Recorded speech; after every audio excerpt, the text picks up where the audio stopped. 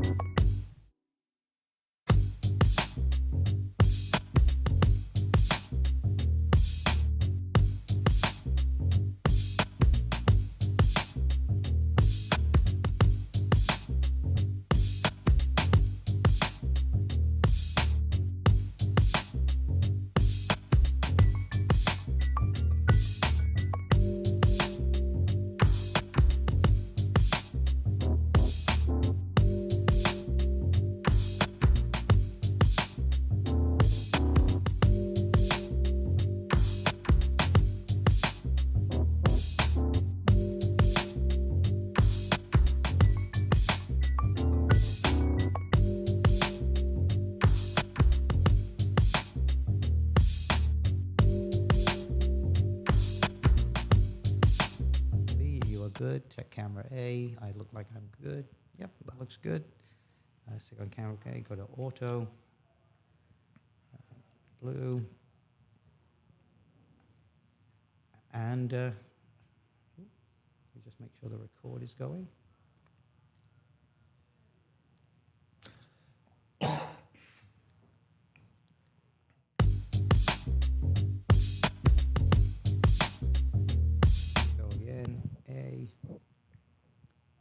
Auto.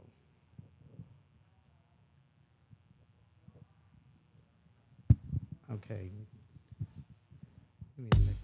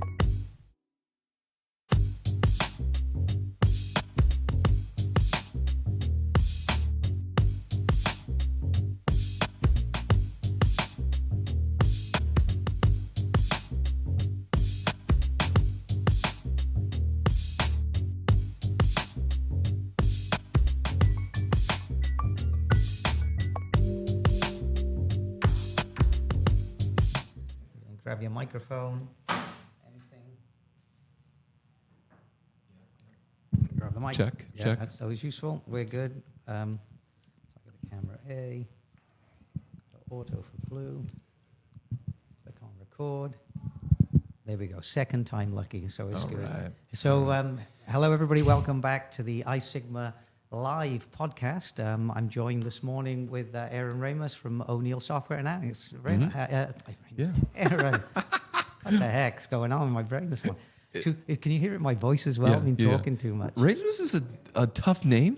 I actually suggested when I got married to my wife, I switched my name to O'Neill. I was like, I'm fine with that. I'm fine with we stuck with Ramos. Yeah. It's all good. How are you going? Good. And everything going good at the show so far? It's been a great show. iSigma's done a great job. They've really picked a great hotel, a lot of energy. Well managed. It just gets better every year. That's fantastic. Well, I was walking on the show floor last night, and I noticed like a placard, one that they put on that you're one of the nominations for one of the Impact Awards tonight. That was really interesting to see that. So I got the brochure and I was reading about it. So first of all, tell me a little bit about what you're in there for that nomination. Well, I know we won it. I believe we won it last year for Annex, which was the first actual e-commerce. I just found out someone in Belgium has had e-commerce for like 8 years. And I'm like, I can't say. I don't think I can say I'm the first e-commerce, actual true e-commerce. But I'd say true e-commerce where it's built into your workflow and your software. That's still relevant, but yeah, Annex being the first marketplace, first e-commerce solution into the industry, was what we wanted for last year, and I think that's what they applied for this year. It's the SOC 2 and ISO certification for innovation. Yeah, that's not innovative. Everybody's getting that. Well, tell me about it. Why did you do it? Everybody's getting it. So did you do it because everyone's getting it, or as a differentiator? No. As well, when I came into O'Neill, you've got this incredible brand, incredible company, people who've been there for 20, 30 years. I said, improvements first, change later. We're going to go really deep on why our customers chose us in the first place. Our customers do not buy software. They don't buy barcodes. They don't buy scanners. What our customers buy is best of breed records management. They buy a commitment to themselves that this is their business and we're going to help them run it as efficiently as possible, as profitable as possible, from the moment they buy our software to the moment they exit. And so we're going to go really deep on the industry, really deep on records management, really deep on why our customers chose us in the first place. So we focused on rebuilding our product. Stratus was about 50% done when I was in after about 8 years. It was 50% done. Yeah. And so, during COVID, we just went all in on rebuilding Stratus. It's finally, after an additional 6 years, it's finally finished. But Stratus is incredibly good product. And then SOC 2 ISO, it's just there's a sweeping regulations in the industry where consumers are asking their record centers about security. Also, like right now, our country's been under attack, cyber attack. We're seeing everybody get hit with cyber attack, and so giving customers the confidence that their business is going to be as secure as possible. We've never had our cloud hit by cyber attack, but if it is, we can recover data automatically. So you just move on with your life. It just gives people a solid foundation. And when I look at AI and the technology going forward, you need a solid foundation to build your entire business around. And our software is mission critical, and it needs to be as secure as possible. So, that was one of the investments that we made when we saw the change in technology, was to double down on security. And so that wasn't just SOC 2 and ISO, that was also single sign-on, MFA. So there's a lot of that of going really deep on records management and doubling down on quality. So you're finding, as you mentioned this, you're finding a lot of customers now are getting asked by their customers around security and compliance. That's becoming more important. Yeah, absolutely. And it happens by industry or it happens by region. So I've really realized that compliance is cultural. The UK, there's a different culture around compliance. The US, there's a different culture around compliance.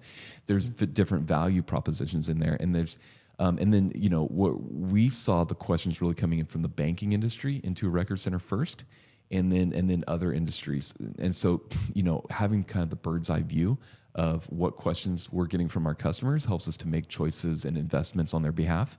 So, it used to be someone would come and ask a record center, okay, we need all this information, 20-page questionnaire on your IT infrastructure and all that.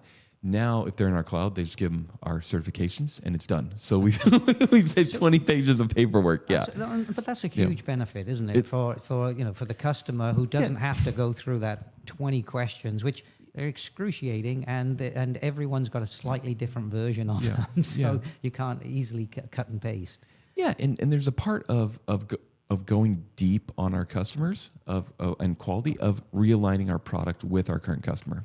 So our bread and butter will always be the independent, the owner operator, but we do anywhere to the multinational. And I realized if I'm talking to a multinational or I'm talking to an independent, they're asking the CTO questions, and how am I making the CTO's life better, and how am I aligned with my CTO that is going to be implementing my software? And they're concerned about security, they're concerned about upgrades, backups, and so no one ever is worried about operational efficiency. They know O'Neill has that. They know we're committed to that. But it's now we're addressing each particular part of the department and realigning our product and our company with them. So realigning with the CTO means ISO SOC 2. Realigning with the CFO means there's no longer an upfront purchase price. It's subscription. If you like the software, you pay subscription. If you get in and a year later you want to switch, you didn't pay an upfront fee. And no CFO wants to see a big purchase price year one. So we realigned with him, and then we realigned with the CEO through Annex Marketplace, because that has to be a decision that's made by the CEO. Is how is he engaging customers online? How is he selling online? And so there's kind of been this realignment with them. And now is the time where we just brought our user conference back in September, which I did not name the O'Neill Partner Conference. Okay. I was told that was someone else's conference, but it's O'Neill Connect, because we really have to get good at communicating with our customers how we're making investments on their behalf, where technology is going, and where we're making investments, not just so that they will survive the AI apocalypse, but so that they're going to thrive. I don't want to survive it. I want to thrive through it.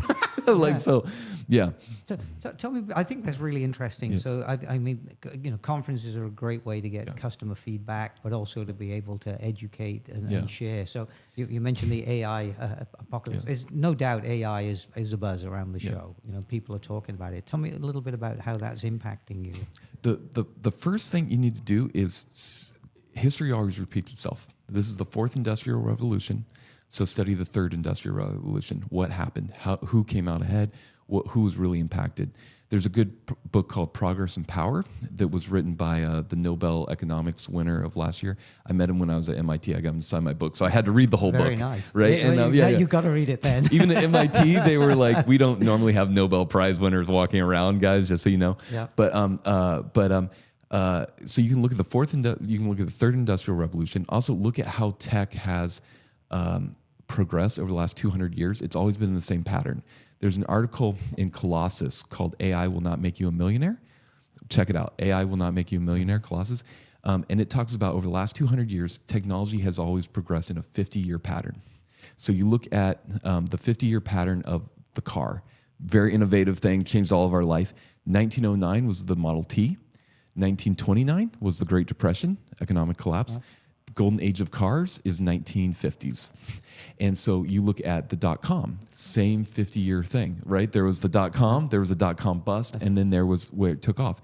And what happens and what will happen in AI is it might not be 50 years, it might be shorter, but there will be the initial investment, the boom. Everyone sees the speculative, there's the potential for this.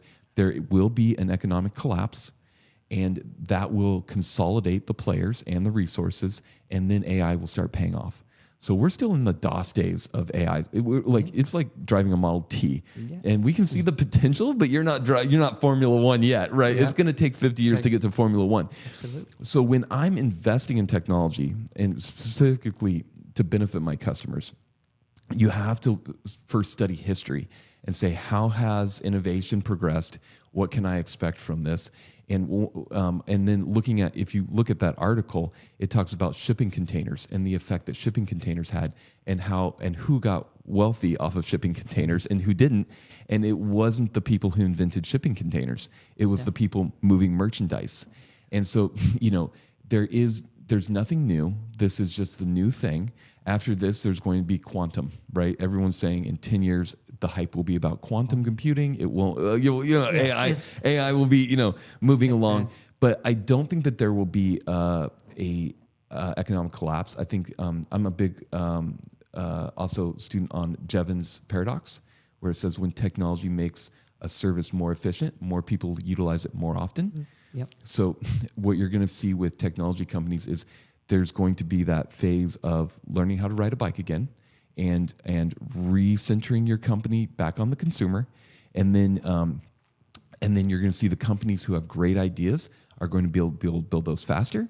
The companies who their business is about cutting expenses, they're going to use AI to cut expenses, which means they're probably going to die off over time. But but nothing. There's nothing new, and so I think you have to go back to the fundamentals. And at the end of the day, I think the biggest lie on AI is that it will replace your people. And when I spoke here last year, I said the number one thing we will not change is your people will always be your greatest asset. And so don't get caught up in the hype.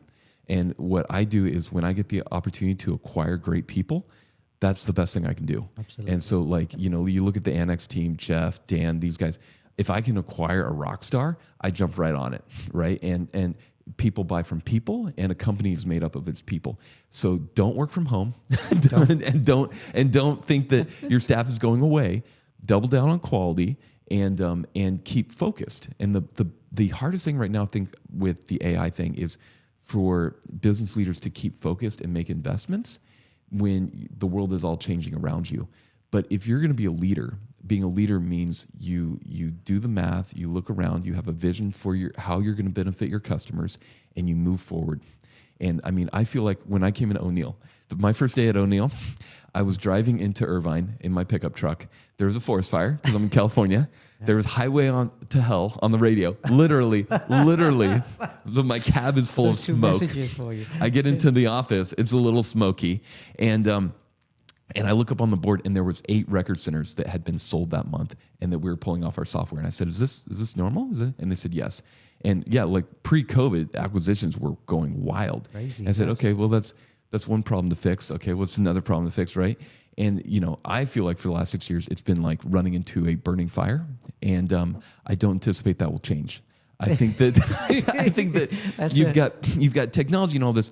But as you realign your product and your services with your customer, you create less chaos. But it's an opportunity for each one of us to become a leader, and to become a leader to our customers. And I think that always starts with doubling down on, why did my customer choose me? How do I make my customer happy?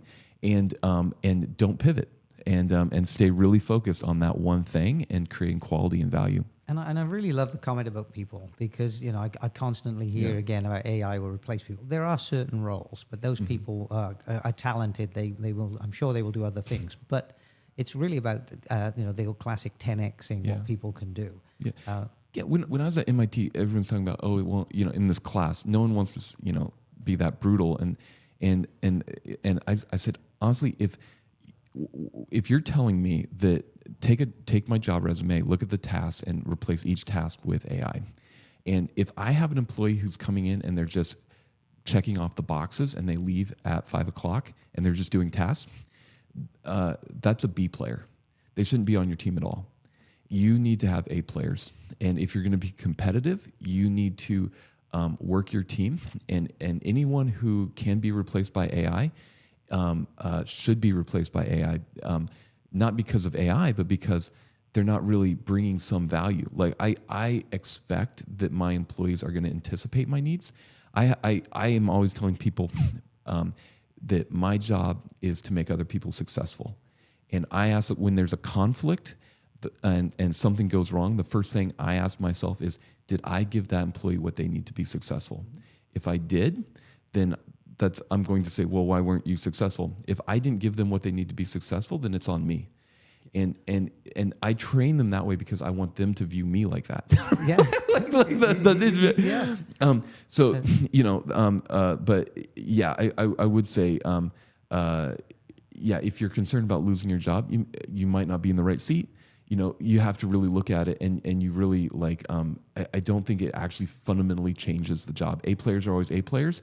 B players are always not going to give you the same return. Yeah. But you want to encourage those A players to use AI, start to use it within the business. I think it's a big behavioral change. It's not a technology change as such to me. It's a behavioral change. How have you been doing that within O'Neill and Annex, so that other people, if they haven't really started on that road yet, what would be some good ideas to share with them?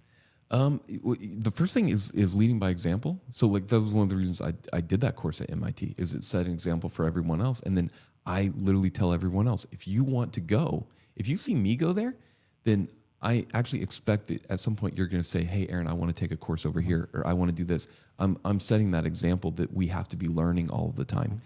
And if you want to innovate, you have to experiment with things. You have to go out, see what other people are doing. You have to look at what's successful. And because part of building the future is it doesn't exist yet. No one's seen it. You have to find that vision, and you have to be comfortable being misunderstood, and you have to be comfortable hearing no, and you have to be comfortable with failure. Look at Dotson. How many times did he fail at the his vacuum cleaner? And he just kept after it. And I love Bezos, where Bezos says, business is not like baseball. If you've got a good baseball player, he hits it out of the park once, that's 3 home runs. Business, you hit it out of the park, it could be 1,000 points, it could be 2,000 points. So I think the bigger change is that everyone should be looking at saying, how do we become a tech company? And becoming a tech company does not mean you learn how to code. AI is going to take care of coding. Learning to be a tech company is all about the culture and saying of experimentation, of playing for the long haul, of understanding that tech is not a net zero, I win, you lose game. As long as you're solving customers' problems, there's room for everyone. And so, becoming a tech company means don't build something that someone else is already building. If you're second to the market, you're not likely to overcome that first player. It's going to be very hard. It's going to be very difficult.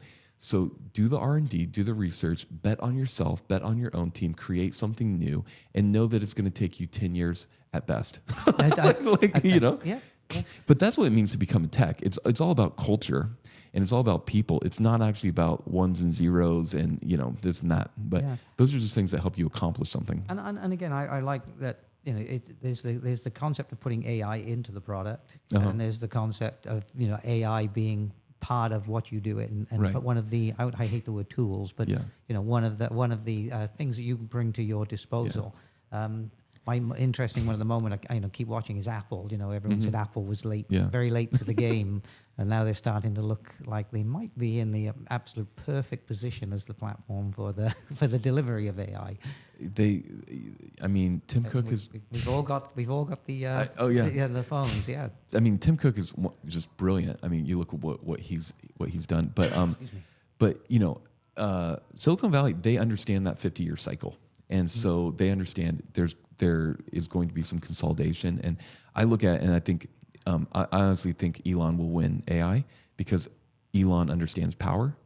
He's building his own chips now, but AI is so much dependent upon power. So I went to the data center conference last year and just learned about data centers for a few days. And I said, I'm going to take a year and try and learn what CTOs are hearing. Right, because that's one of my customers is my CTO, and AI is all about you've got power, you have chips, you have this entire ecosystem. It's not just code and algorithms; it's also data, quality of data.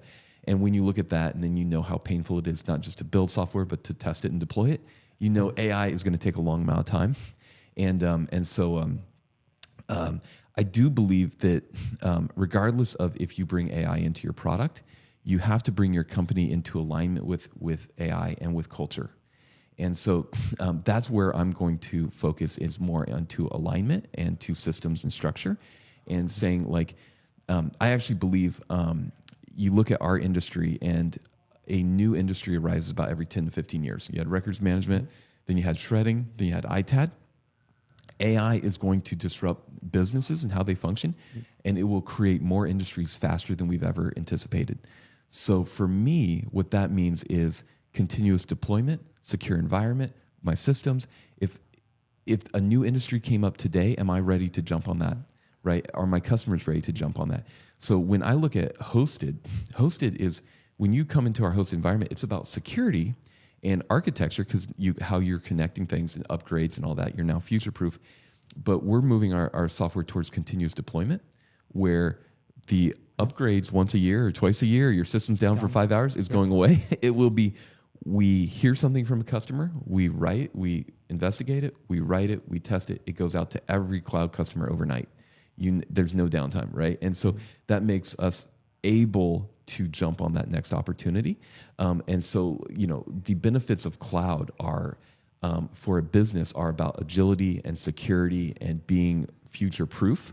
It's not about replacing your IT guy, right? Yeah, like your IT guy, his burden is about to get really, really big, and his budget's about to get bigger. Same thing with e-commerce. When you look at Annex, coming into alignment with how people are spending money, we saw on a slide yesterday that Domino's, 85% of their business comes through online ordering.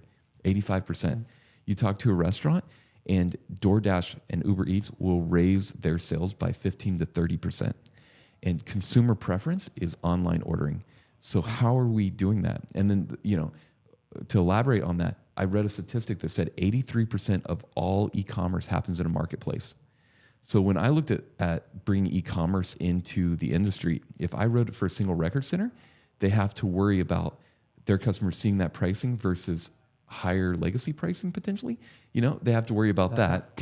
They also have to drive traffic, and then they also have to convert the customer. That's a lot of friction. If I build a marketplace, that's consumer preference. A marketplace will always close more deals quicker than your own website portal. So e-commerce and connecting with a customer online, it's not an engineering problem, it's a conversion problem. And it should be viewed as part of your operational efficiency. How does someone discover you, engage you, and get that 5-star review is all operations. And so that's a lot of what I'm actually currently obsessed with over the last 3 or 4 years is client acquisition, client engagement, and client retention. Yeah, and it goes back into the Jevons paradox, is you remove all the friction to working with a company, and more people are going to work with you more often. You don't need to have a 25% discount on your online sales. You don't need that. What you need to do is remove the friction, because Gen Z kids coming out of college, they're 22 years old, they'll pay $40 to have their burrito delivered. Right now, they have the boss's credit card. What are they going to have 100 boxes picked up? They value services. They value the convenience. They want ease, but they won't stand in line. They won't do a sales call. They will not negotiate. Yeah. They buy their car through Caravana. Culture has shifted. Our industry, we're pulling it that way. But I think that's the big thing to understand is to do that change. It's a complete architectural change, and it's something where we should be sitting down with every CEO that we work with and talking to them about bringing their business into alignment with the current consumer. And if you get them at 22, you have them for the 40 years of their career, and saying, but to do that, it's a technology change, it's a infrastructure change, and we have a very clear path to making it very easy for you as a company to be able to do that. But I'm currently trying to sit down with more of my CEOs and say, this is where we're going. And so on the first part of that, obviously is with the marketplace is making that the awareness to get that client acquisition. What are you doing around that? It's been, any marketplace, typical marketplace takes 3 years to build, right? So we spent a lot of time preparing our software. We spent the last 5-6 years preparing our software, preparing our infrastructure for it. We launched it last year officially. It's early, absolutely. It's looking really good now, and we have 120 providers on it right now. And so, when you build a marketplace, you get supply on, you then get all the shopping, everything working out. Yep. Supply looking good. Then you start driving traffic to it. Find demand. So, we haven't started driving demand. We have had sales where someone comes, purchases without talking to us, but we've been more focused on talking to our customers and letting them understand that the benefits to them, and saying nothing's really changing. This is how we're addressing clients. And I love from the design of the contract to the design of the software and where data is held. Think of Annex as a trust layer. It's going to gain the trust of the customer, but the data is held within the O'Neill system. The customer is owned by the O'Neill customer as much as possible. All that. We're just helping you gain that trust. And so a lot of the actual hurdles that we've had with Annex has been people's bad experiences with like the NRC or with Shred Nations. They think that we're going to try and own the contract, or we're going to own the relationship, or that we're going to manipulate something. Allegedly, that's what I hear from people. But that's my part of getting really passionate and saying no. Like, it's kind of like the song "Hold On Loosely, but Don't Let Go." We're just holding on very loose to the thing, but it's all about promoting your business and encouraging your discovery. So like even the name Annex, I picked that because I wanted to say annex your boxes with Joe's Record Centers, or Joe's Record Center is your Annex. Everything from the messaging to the contract to the architecture strengthens your relationship with the customer, strengthens your brand, and helps promote you. Even, everyone sets their own price, and then our price is, inflates that. And that's all part of strengthening your brand and your positioning, and not trying to control the relationship or. I think it's great to help people understand that you've really been working on the supply side at the moment. And the demand is coming. You know, so that's and probably a great conversation to have at the upcoming conference. Yeah, and you have our focus is on making our customers successful selling online. I always say, like, they'd say in tech about disruption. That's on TV shows. That's on, LinkedIn. That's not actually how technology companies function. You get paid by optimizing, not by disrupting. We don't want to disrupt anybody. We don't want to disrupt anyone's business. What we want to do is optimize how their current business works. So bring it into alignment, bringing your business and the industry into alignment with the current consumer. And what is really fascinating is what's going to happen is like with Uber. I never thought about a taxi company before Uber, right? Yeah. But because of Uber, even if I take another taxi company, the industry is still promoted even because Uber exists. Yep. And because Annex exists, I believe even if you're not utilizing it, the industry will be promoted and more people will benefit. But the real challenge has been to create a solution that optimizes how a current business works and prevents any disruption, right? Because I don't like disruptive people. I like successful people, kind of thing. And so, yeah. Okay. Well, as we come to a close, we've been chatting a long time. I kind of knew we would because it's an interesting conversation. But I got to ask the one last difficult question before my next podcast, which is, what's the best off-road motorcycle? What's the what? Best off-road motorcycle. Oh man. The one you have. Just ride what you got, man. And I actually just got a 2005 KLR 650. And the workhorse. A workhorse. It's the dorkiest motorcycle on the road. Cost $2,000. I came out to California on a KLR. I rode it for like 8 years. It is known as top heavy, ugly, slow, putter. There's all these jokes about it. But it's maintenance free. You get out there, you ride. It's fun. You don't worry about dropping it. You don't want to get out on the road and worry about dropping an expensive motorcycle, so you don't try something so no friction. No friction. Have fun. And same thing with honestly, I think that's kind of the same thing with business and with work is you want to do something you love. You want to do something you're proud of. You want to build something that creates value for people. Don't get scared about getting hurt or messing up. You can get hurt on a motorcycle and still recover, and you can get hurt in life or in business, but you got to have the boldness to move forward, and you got to have the confidence to do that and ride and just rip that throttle and don't be an idiot, right? But and don't tell your wife sometimes, but no, great question. Aaron, thank you so much. It's always fun chatting with you, and I hope the show goes well, the rest of the show, and good luck with the awards this evening. Thanks. Likewise, Jens. Take care.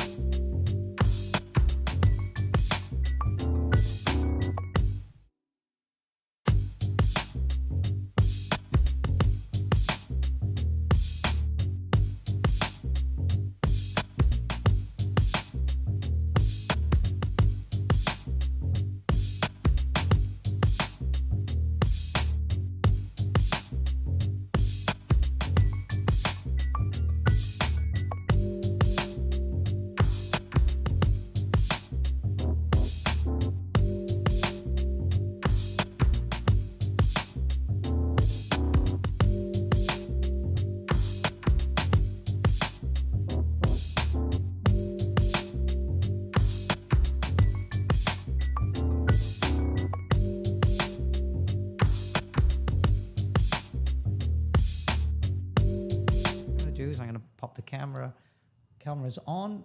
We're going to check that we got you in shot. Hello. Should come on in a second.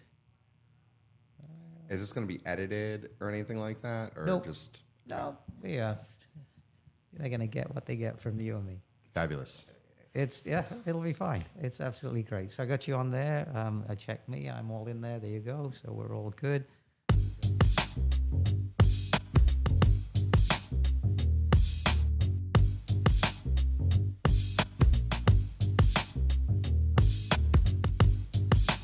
We're not getting cameras there. That should work better.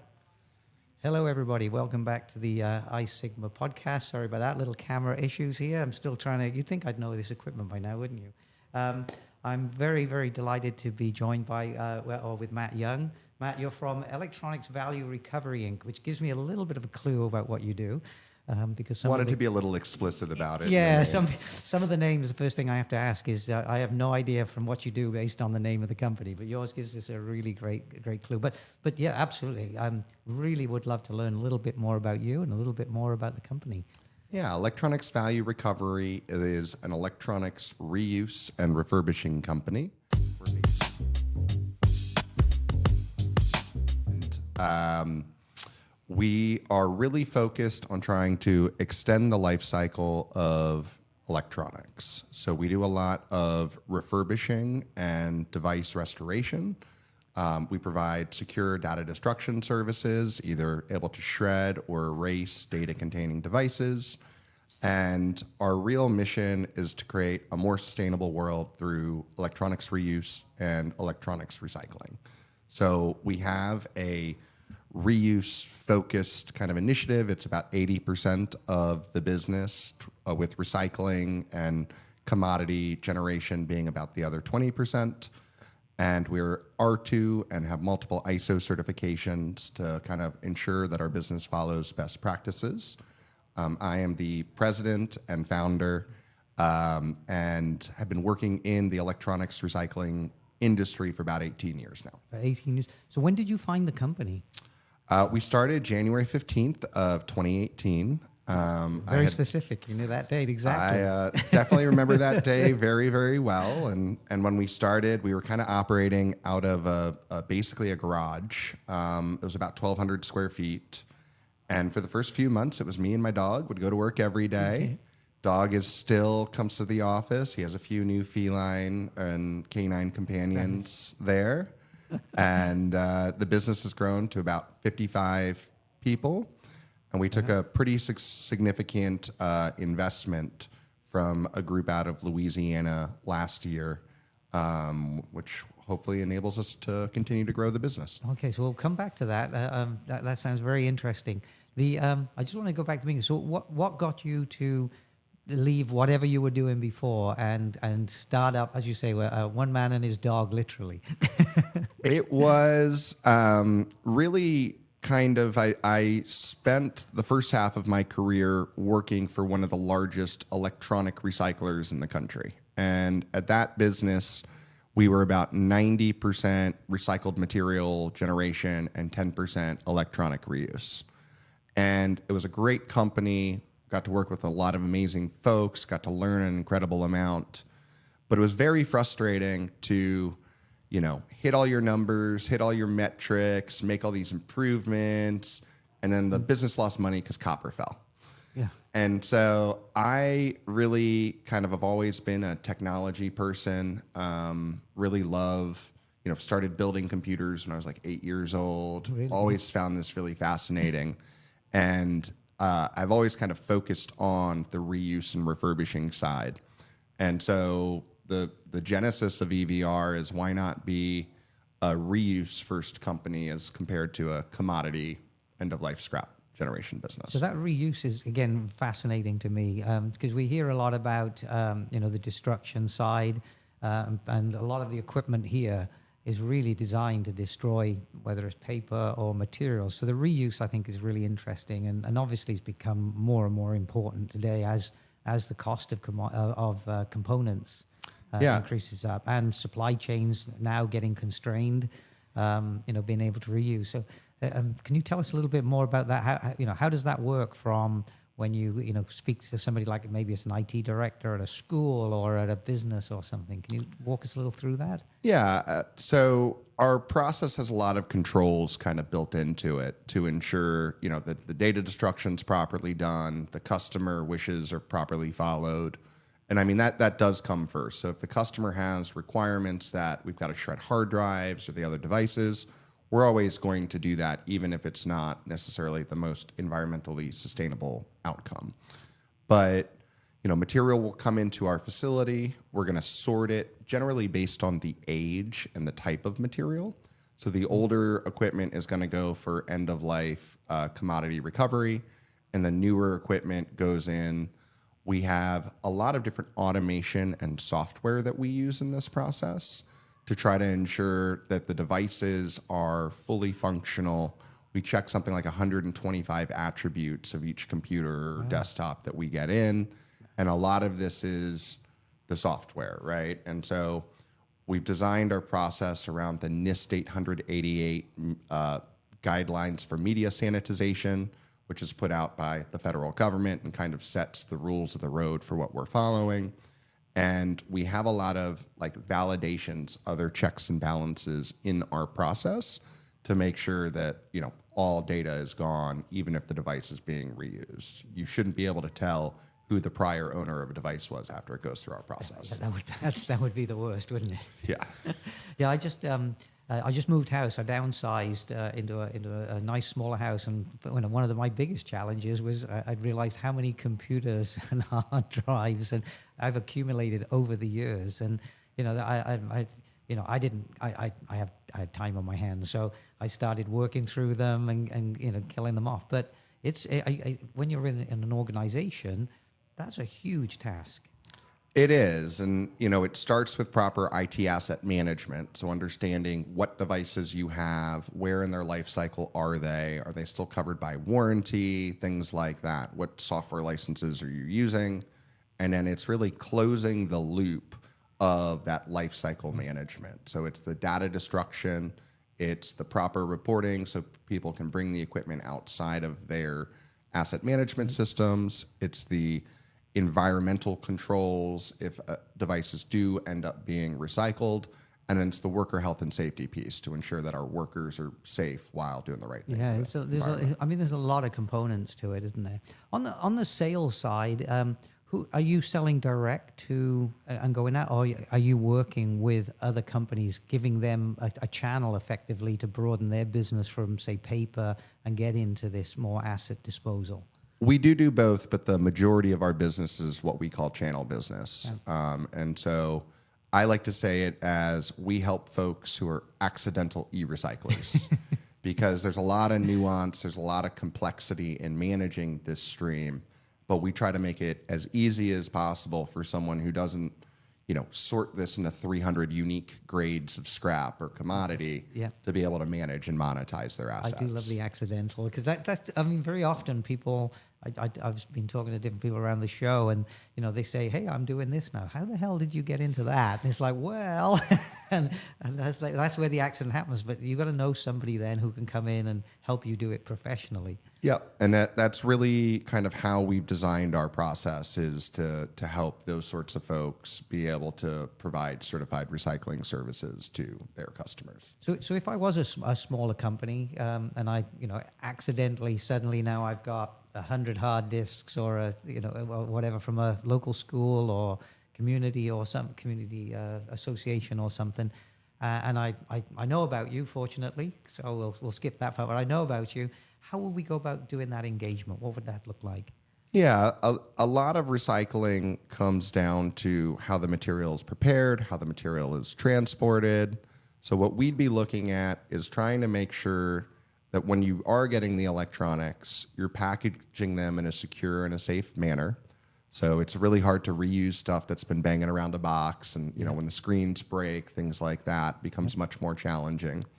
So we're going to try to ideally have you sort it, but as minimally as possible, probably put it in about 6 or 8 unique categories that helps us receive the material a little bit better. And as you said earlier, it's like 100 and, what did you say, 150, something like that? Couldn't quite remember. It's somewhere around 300 unique commodity scrap grades so getting it down to out of our 6 process is manageable for me as a small operator. That's the goal, is we don't want to bury folks in the complexity. That's kind of our value add, is we can take the few streams and put them into the many, while also trying to skim off the reuse so material. You get them to sort it. Sorry, I interrupted, but that was like, that's a really big relief for me after I heard the big number earlier. Anyway, so so you get them to sort it, and then how do we go from there? We'll sort it. We'll provide data destruction. So for a lot of folks, we're really a check and balance, right? So say hypothetically, a hard drive got missed when your team was pulling drives, doing the data destruction work. The way our software works, we have these guardrails in place, helps us locate devices. We can put rules into our ERP software that say, hey, if you send me a device, we're going to shred the hard drive no matter what. And because our system is so intelligent and tied together, if our software, when it was testing the computer, detected a hard drive, it's not going to let the tech go any further. We're going to get a big red X on the screen, have to stop, manage that data, follow the customer's requirements. And then we're going to be trying to look for opportunities to test reuse. And then once you are reusing material, some of it goes to end users. So we'll sell on websites like Amazon, Walmart, eBay, one computer at a time. And sometimes you'll do container loads of products that might be going into different markets for different technologies. Yeah. Are you seeing a switch? I've been curious because I've talked to both different type groups here, which has been, I think, fascinating, absolutely fascinating. And there's value in both. But I always think with the environmental part, we're all very conscious of that now. But one of the conversations I think yesterday around compliance was, an IT manager, yes, they've got that sustainability in the back of their mind, but their number one is, I need to keep my job. None of the data on those devices ever going anywhere else. Are you seeing a shift more towards, or is it still more destruction at this pace? Just kind of curious how that's looking. There are some studies that kind of get put out where they're interviewing the IT asset managers, folks like that. I think data security has been the number one issue without question for years in that sort of a department. ESG, sustainability, has definitely been kind of more in vogue in the last few years. Yeah. And I think there's some really good tools out there now that let folks quantify the impacts of their recycling, do things like greenhouse gas emission comparisons, things like that.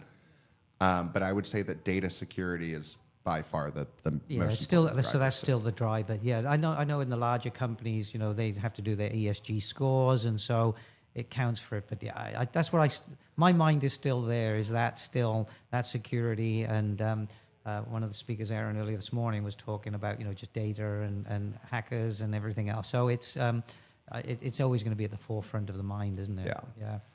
I think you could do it environmentally friendly, but if you screwed up the data security, you haven't done a good job. So it's kind of a non-negotiable in the process. So really, you can educate that, hey, there are other options for this, but if the IT manager says, no, I want this destroyed, you're very happy to. The customer is always right, and we're able and equipped. We'll try to educate as best as possible on the financial impacts of doing device reuse. But some of these companies have policies, things like that, and you can't necessarily push a rock uphill. No, and again, the larger the company, the more the policy's embedded, and it takes compliance and quality, and all these other groups need to be involved in changing a procedure. It could take years. It literally can take years to get some of these MSAs but you can finished start the and education finalized. going as well. Yeah. So I got to ask you the investor question, because that was really interesting. I wrote it down. So you managed to get some investment, and I always like the question an investor will ask: if I give you this money, what are you going to do with it? Yeah, I think we are trying to tell a growth story here, and so our business has grown substantially year over year since January 15th, 2018, and we've averaged somewhere in the 50 to 60% annual growth rate year over year. Congratulations, well done. And I'd started a couple other businesses in my career, but EVR had certainly gotten to a scale where I'd never kind of personally operated my own business of that. I'd done it with some other people's money. But it was really a point where to continue that growth, we did need additional capitalization. And so I tend to be a little bit more conservative. I don't love debt. And, we found a partner that has really similar alignment in terms of core values and kind of where we see and think that the industry is going to be going. And so we're really excited about that. And are you able to give any kind of clues in looking at the future of where you think that investment will certainly help you to grow into? We should be opening a couple new facilities throughout the country. We've definitely hired some incredible talent already for our team and have a few new positions that we're actively searching for. And really, we want to be able to provide services throughout the country. And so being a single location recycler, refurbisher, some deals just don't make sense given the transportation costs. Yes. And so trying to be closer to where our customers are should be great. Yeah, and you can do the analysis then about where your concentrations are, all of the markets that you want to be in, and get there. That's really exciting to see that growth. I mean, that at 50% year on year is staggering. It was a lot of work. It doesn't come easy, does it? We have a great team, and I think we really believe in what we built. I think we sell a service that is needed out there, and kind of leading with the tip of the spear being device reuse and refurbishing is kind of a message that's been well received. Yeah. What do you think? If I was an owner operator at the moment, and I'm not doing this, what am I missing? Where is this real value opportunity? Because I would think paper has a kind of a limit, whereas this more data centers, more potential opportunity. Am I thinking right? Electronics has been the fastest growing segment of the waste stream for at least 20 years and will continue to be. And so, Wayne Gretzky, the reason he was a good hockey player is he saw where the puck was going. As tonnage for fiber materials drops, we've been hearing for years about, paper's going to go away, everything's going to be digital. These trends do play out. I think it's taken a lot longer than a lot of people expected it would.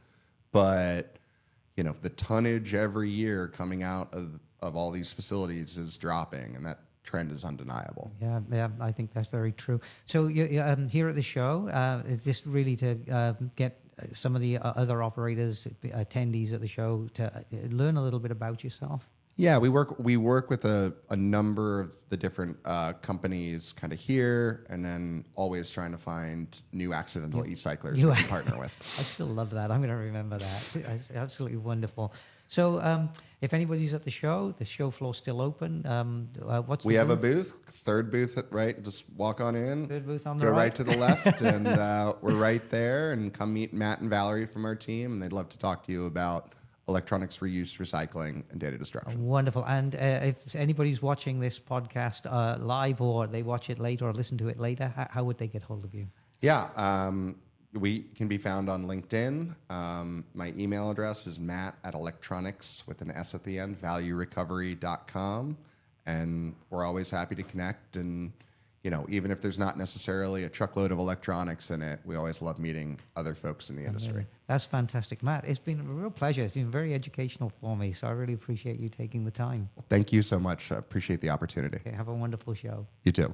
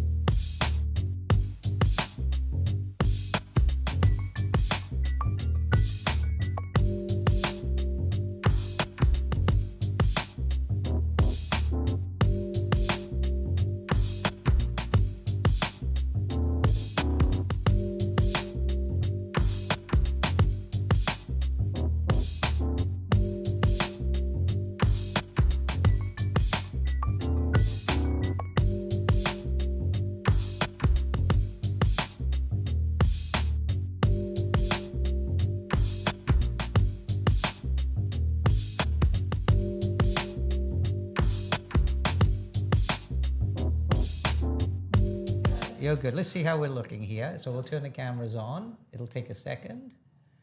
There we go. It's good to have the cameras on, and we just get you into the center shot. Oh, you were already pretty much spot on. Look at that. All right. So I say... But I'm shiny, bit shiny. I should probably put some powder on, but that's okay. I left my makeup off. We're all... So so we just do the... I'll put it back.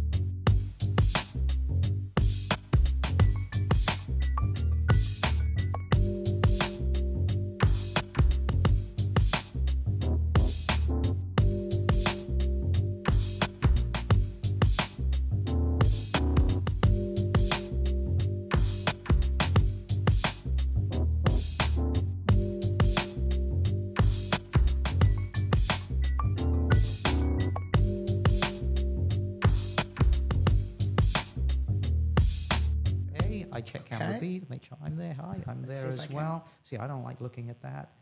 We put auto on and it should go blue. I put record on. Check we're recording, and then we're able to say to everybody, hello, everybody. Welcome to the iSigma Live podcast. I have the absolute pleasure to be joined by with Jenny Haynes, who's here from CSR. Did I get that That's acronym correct. right? Yes. And CSR stands for?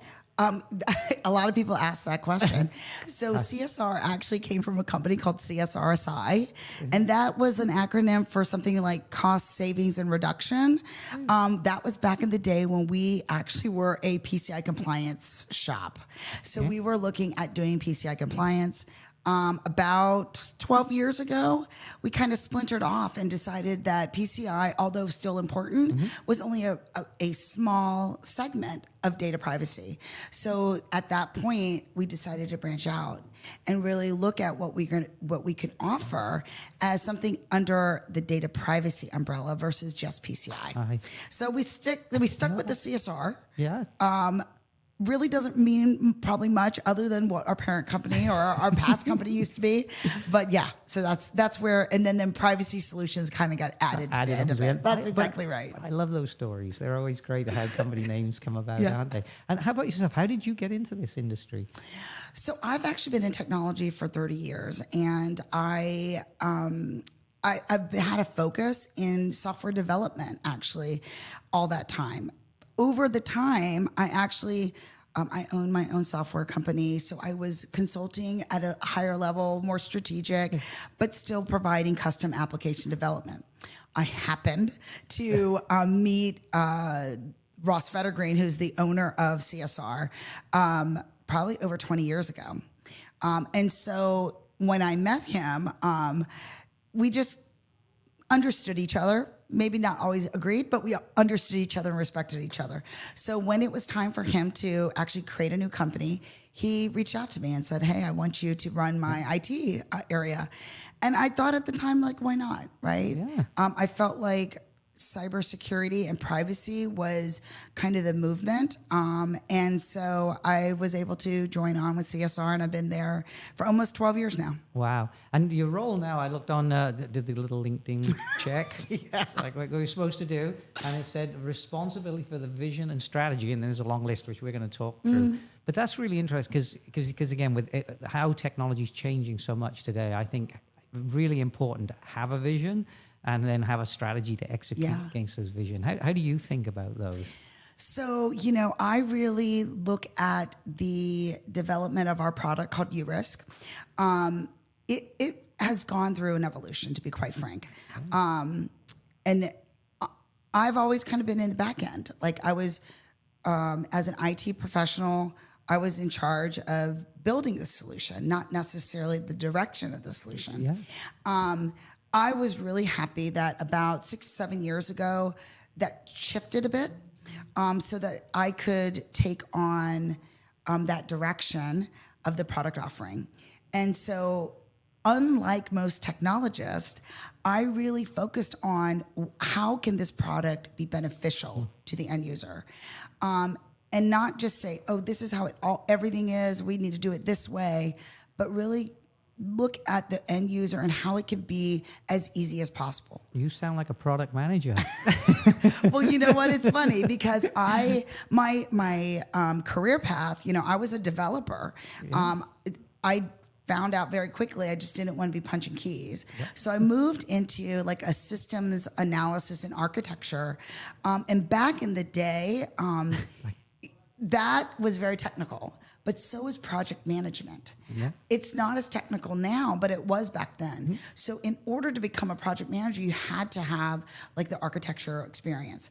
So I moved into that. So I really did embrace, and I loved the fact I could play a part in the direction of a product, right? Yeah. And so that really is, I mean, you kind of hit it right on top of the nail there. Mm-hmm. I do. I play a huge role of managing the direction of the product itself. And ultimately, my goal is to go and have that product fit the needs of our audience, of our users, which we are targeting small to medium-sized businesses. Yeah. So I'm super excited about that because I feel like the last few years we've really been able to do a good job at that. Which is fantastic. So tell me a little bit about the product, URisk. What's the problem that it primarily addresses? So, I'll start out with who our end user target is, and that's a small to medium-sized business. When it comes to security and privacy, they do little to nothing. Mm-hmm. And that community, you're talking about 96 million small to medium-sized businesses. Incredible, isn't it? It's such a huge population that are underserved. So, you're talking about, Fortune 500s, large companies, they all have a compliance solution. They have an IT group. They are doing something, right? Maybe not the best, but they're doing something. They're doing something, absolutely. But the small to medium-sized business is doing nothing. And so URisk is designed to help those small to medium-sized businesses actually take that first step. So you can take a first step with URisk, but we have 6 modules in place that allows them to also, from step 1, get to step 2, step 3. We have 6 modules that help them target on how do I make sure I don't lose data? So whether it is employee training, which is the number one reason why accidental data loss occurs, or managing their vendors, because vendors are the second reason for data loss. Yeah. So we have modules that really kind of help them navigate that and to create a comprehensive solution for them. So is that similar? Obviously we see the certifications and so on. So by going through the modules, you're really making sure that you're hitting all the most important compliance points that would come up in one of these certifications. So, absolutely. So it could kind of dovetail together. I always go, people ask me all the time, oh, will this help me with my SOC? Is this NIST, do I get a NIST certification? I always preface this and I always say, listen, URisk, I believe in the product, and it really, my passion is what's really got it to where it's at. But I'm not going to lie to anybody and tell them that it's going to give them a certification. No. But what it does do is it allows them to take those steps so that pieces of those requirements for those certifications it can actually be a reality for them. People say, like, is URisk insurance? No, it's not insurance. But I have looked at cyber insurance, and I've looked at how that process has, with the application process, has really changed over the years. And so URisk, actually, when I was looking and researching it, parts of URisk helps people check the box on those applications. So maybe 2 years, it wasn't a reality for small to medium-sized businesses to achieve cyber insurance because they would have been denied. Now they can check a lot of those boxes as long as they're utilizing URisk and taking it to its full benefit. I remember going way back now as well. When cyber insurance really was not really a thing, people were talking about and trying to get cyber insurance, and then you're dealing with an insurance company who they didn't understand it, and you spent more time trying to explain it. It was terrible. To have an opportunity to have something where I could go through and meet all those needs and be able to just present that, I think that's huge value.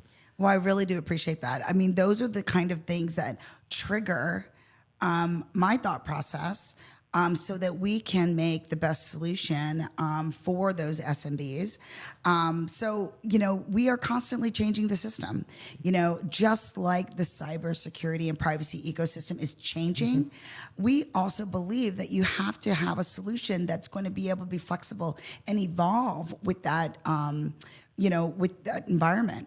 So, my team, we are pushing new builds out every month. Every month? It is our cycle. We have new content that always goes out there.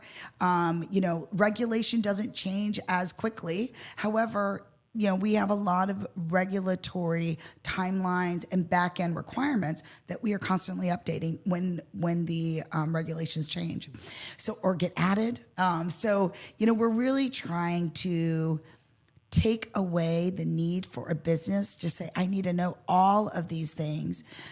Our goal is use URisk and let us guide you through it so that you can be in a much better state than you are today. Yeah, and I can very much see that using that starts to get the compliance mindset into the company at that point. So if they do want to go for more, certifications, they're time consuming, they're costly, they're difficult. So everything you can do to kind of lay the foundations before you dive into it is going to save you a lot of money. Absolutely. And time. And ultimately also the risk, right? The anxiety of, will that person click on the link, right? With training, it hopefully helps and mitigates that risk. Yeah. And so that's the reason why, people say, oh, we need to train our employees. But yet, they either feel like it's not, they can't afford to do that, or they do it one time per year, right? Yeah. And then after 60 days, people have forgotten and their practices aren't as good. Yeah. So, again, those are the things that we look at when we're building URisk. How can we really make an impact? And I will say personally, this may be a pipe dream, but, I believe in whatever I'm going to spend so much of my time doing, right, which is my work, that it needs to hopefully have an impact. And so I look at the ecosystem of cyber crime, privacy, data loss, with the small to medium-sized business being a population that does nothing right now. They're the biggest target. So if I can go and get portion of them to do something, which, since that population is so large, that portion can, if you could just do a little bit, how much harder is it for that cyber criminal that's taking advantage? Absolutely. Right? So, cyber criminals nowadays range from age 14 to 40, 50. Yeah. And so those that are inexperienced, that are taking advantage now, be much harder because the small to medium-sized business is doing something. Absolutely. Right. Absolutely. And again, it's still very often the simple things. Yeah, absolutely. Changing passwords, all of those wonderful stuff. Well, I read a little bit of something this morning. So we talked about the product development, and then obviously there are data breaches now. And you mentioned, let's say, human element is one of the biggest problems for that. But now we're in the wonderful world of AI. So I read first thing this morning. I'm going to read it out. that today the full source code for Anthropic code leaked on the public NPM registry. Wow. Yeah, people reverse engineered it back to 1900 TypeScript files. Wow. So that's breaking today. That's amazing. Scary, right? That's what I was going to ask. Yeah. What is that? What do you think when you hear something like that? Oh, wow. Well, it's frightening, really. I mean, it's interesting because, when you talk about security standards, let's just talk about like code, right? Yeah. A lot of companies are utilizing cloud solutions to keep their code. A lot of companies are not necessarily doing the best coding practices, but even scarier right now is there are a lot of companies that are using AI to develop their code. And that's something we refuse to do. It's not something that I believe we need to do. I have really great engineers. They embrace what our mission is. And so because of that, we don't go down that path. Yeah. However, I know a lot of startups, right? They really need it. Like, they're trying to get a product on in the market so that they can get more funding, they can get revenue. So I see a place for it, but ultimately you need to understand what you're getting and extracting from that AI. Unfortunately, organizations like this might be leveraging it and don't necessarily understand the weaknesses or the vulnerabilities that it can cause. Yeah. I'm always a little paranoid, stuff like that. Yeah, and I don't know enough about what happened to be able to say this is the reason why. But even cloud repositories, we utilize it, but we also put extensive security controls in it to ensure that we have our code is secure. Yeah, right. My guess is no. I'm going to guess this is this is all it is, but probably no human in the loop in the CI/CD pipeline. Yes, exactly. And so that just got published, but. I mean, the damage to brand, though.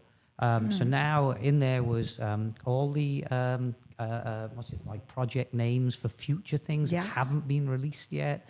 All of this stuff now is coming out, which now competitors can absolutely see. So they've just given away a big part of their roadmap. Yeah. I mean, the brand damage seems terrible to me. Well, it's funny because everyone always talks about like cost, especially when it comes to either data loss or in this case, I mean, this is something fairly significant, right? Yeah. This is about the future of that company and where they're going. But you're right. I mean, brand damage and the reputation and also the loss of their intellectual property is devastating, right? Because I would be honest, to be honest, like if somebody came to me and said, we reverse engineered URisk, I would be devastated. Yeah. I've been there from the very beginning. It has really been something that I put a lot of my time and passion into. It would be horrible, right? So I can only imagine how they feel. But I will say that that's the reason why you take those extra steps because it's, you're not going to leave your child in a car seat out in the public, right? Yeah. So the same thing, you want to make sure that you protect those things, whether it is the code or your customer's data. That's exactly where I was going to go. Yeah. And it really shows why you have to really think about the entire process. You do. Before you implement the process. Yeah. Because this one's probably been rushed a little bit too much confidence in the AI and the damage that it's been done now. But from a data privacy standpoint, it would be even worse if it was customer data. Absolutely. Because when it comes to things that are involving customers, there are, the impact is very exponential, right? It's not just one organization, it's all the customers or at least the data set of customers. But, a lot of people don't understand that data breaches, when it involves customer information, your regulations are based off of where those customers reside. It doesn't matter if you're in the state of Florida. If you have customers all over the country or all over the world, there are so many applicable regulations that you have to abide by. And the last thing that anybody wants to do is be forced to have to do consumer notification, right? Yeah, yeah. And that is a part of it. And so to be able to have to admit that you had made a mistake to your customers who trusted you that's really hard to do. Yeah, I mean, sometimes it happens. Absolutely. So how do you help somebody if it did happen? Are you there as well with URisk and all to then help them to manage through that situation? Sure, yeah. 'Cause that's the worst bit. Now my hair's on fire. Yes. I need somebody who can calmly walk me through this. Well, so that's one of the modules that we have is called breach support.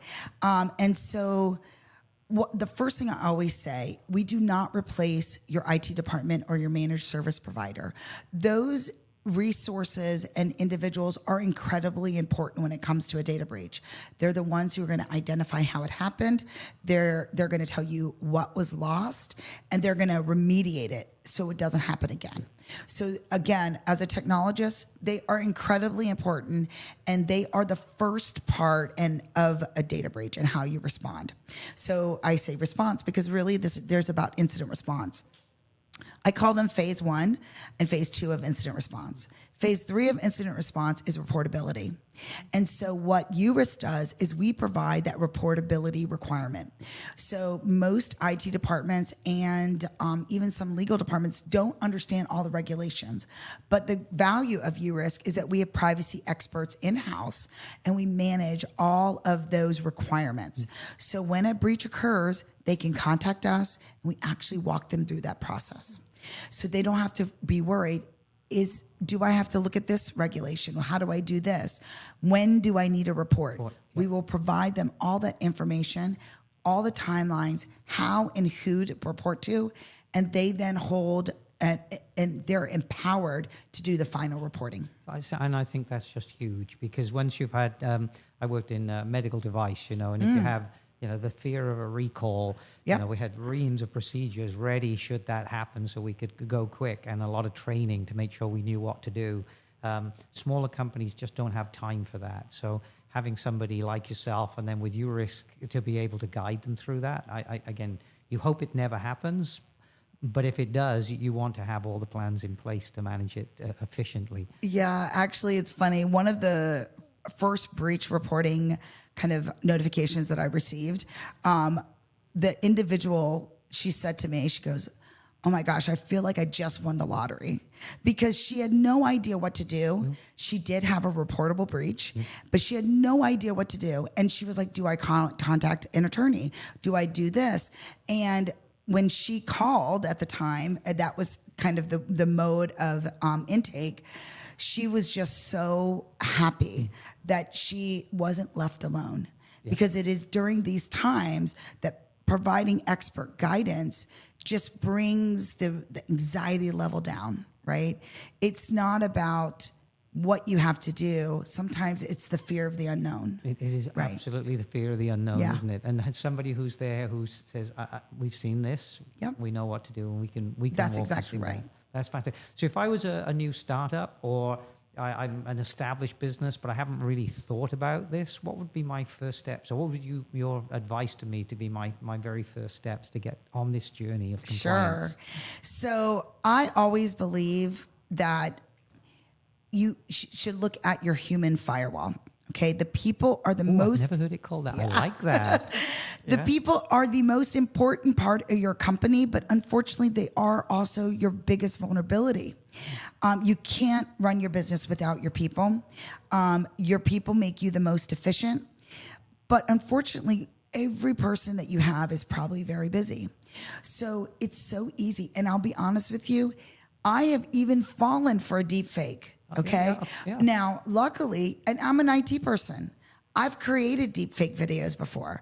I know what to see, how to find it and point them out. But when you're in the moment and you're acting on instinct, like just pure human instinct, you can get fooled, right? Scammers know how to hit they the know right how emotional. to do it. Exactly. triggers. So educating is really important. So I always say the first thing is to educate. And actually, URisk is designed to do that. Okay. As soon as somebody registers, we immediately start educating them. Because as soon as they create their account, we're going to send their first video. We also try to drive our module called threat scanning. And the reason for that is we're trying to mimic what a cyber criminal is going to do, which is try to get to your data through your website or try to get into your network through your firewall. So if we can do those two basic things, it's like that first step is one giant step. So I would always say we would encourage them to do that. The other thing, and not all businesses are ready for this, but I do have, like, the vendor management module that we have is, in my opinion, superior, not because of necessarily its functionality, but it's superior because of its ease of use. And so small to medium-sized business have no idea what to ask a vendor. They have no idea, what to do. And so it's designed for them to manage some key points so that they can keep their risk lower when it comes to working with a third-party vendor. So, I would say I would recommend those three. But again, if I can just get them to do one, I really believe that they'll see the value, and the next time they're going to take the next step and they're going to do another. So eventually the goal is that they're going to use all 6 modules and start to see and realize benefit over time. But I think the serious thing is, but do something. But do something, absolutely. And that once-a-year training, which people are too busy, then I always say a lot of these training courses were made for 2 screens, so I could work on this one and click through that one. And that's what you don't want, isn't it? That's you want exactly make right. sure that it's part of the, we said at the beginning, the kind of like the behavior That's right. within the organization. Jenny, it's been an absolute pleasure talking with you. I got a feeling if we got on It's to the been product wonderful. development, we could go down some really nice, interesting I think so holes. too. Believe me, I could talk a very long time on that. Well, I really appreciate it. So anybody's at the show's still going today, they can see you down on the show floor? Absolutely. We are at 510. 510? And we have some great couches. If you just need to even just relax a little bit, I could do with you're a little welcome to nap come this down. afternoon. During the truck party, maybe there'll be a lot of people napping. And if anybody's listening to this later on, listening to the podcast or just driving in their car, how would they get hold of you? Oh, so they can very easily contact me at jhaynes@csrps.com. As I mentioned before, I'm never really on the front line. Scott Reese, who I think everybody knows, he's amazing. He is our VP of product development. And so he is somebody that could definitely, somebody can reach out to. But I love receiving emails and questions. So I am going to answer very quickly. Fantastic. I've given everybody now the secret way to get That's it, exactly get to right. you. Thank you so much. I really have enjoyed the conversation. And Thank you. I hope the show goes really great for you. Fantastic. Thank you so much.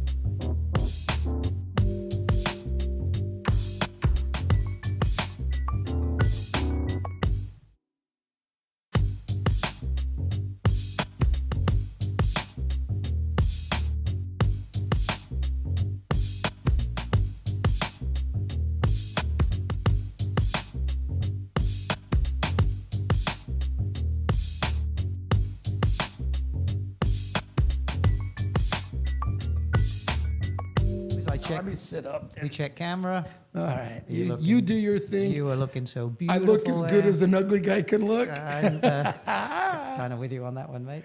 All right, so we'll click on auto. This will flick back and forth.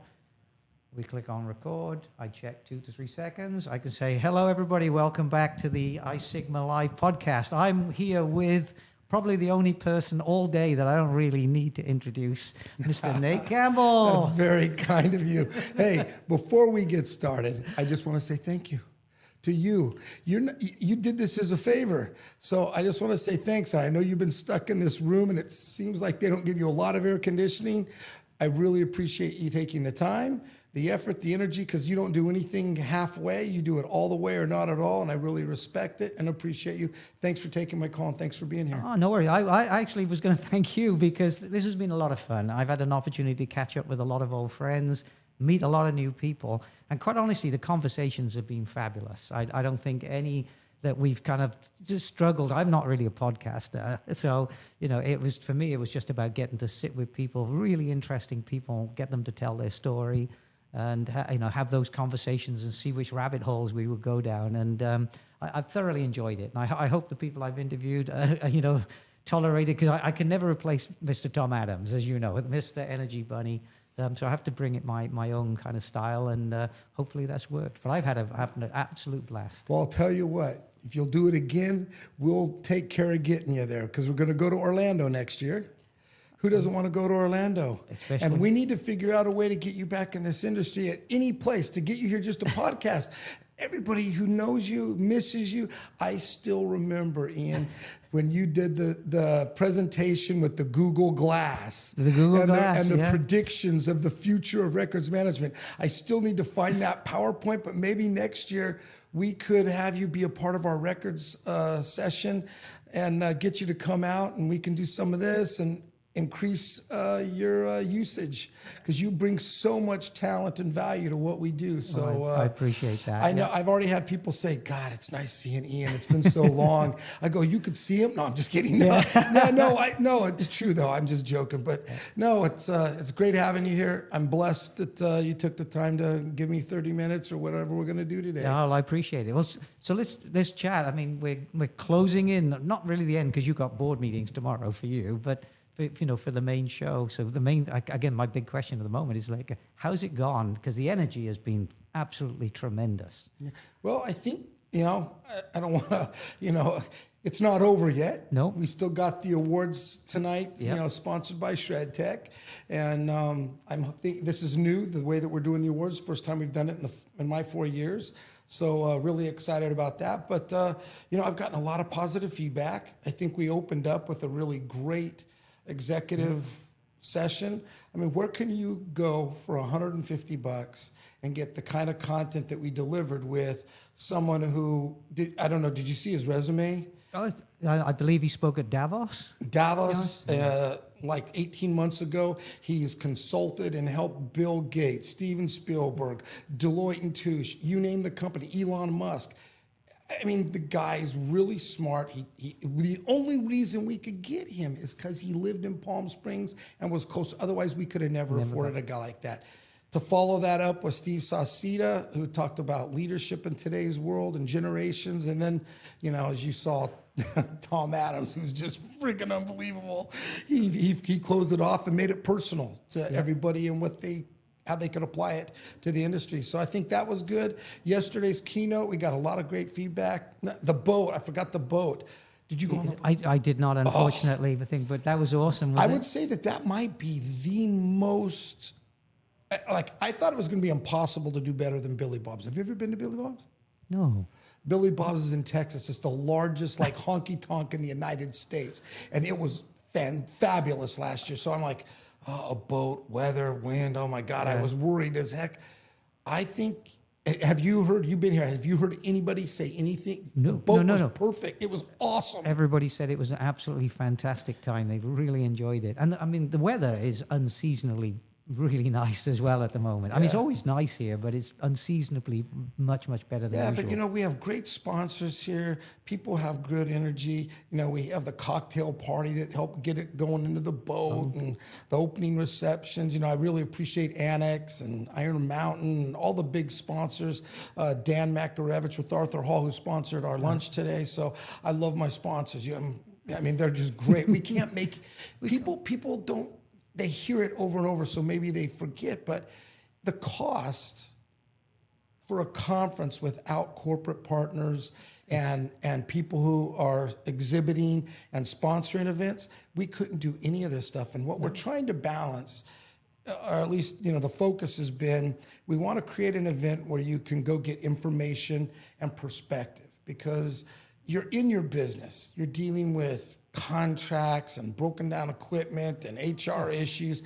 You don't have time. You're so in your business, you need to stop occasionally.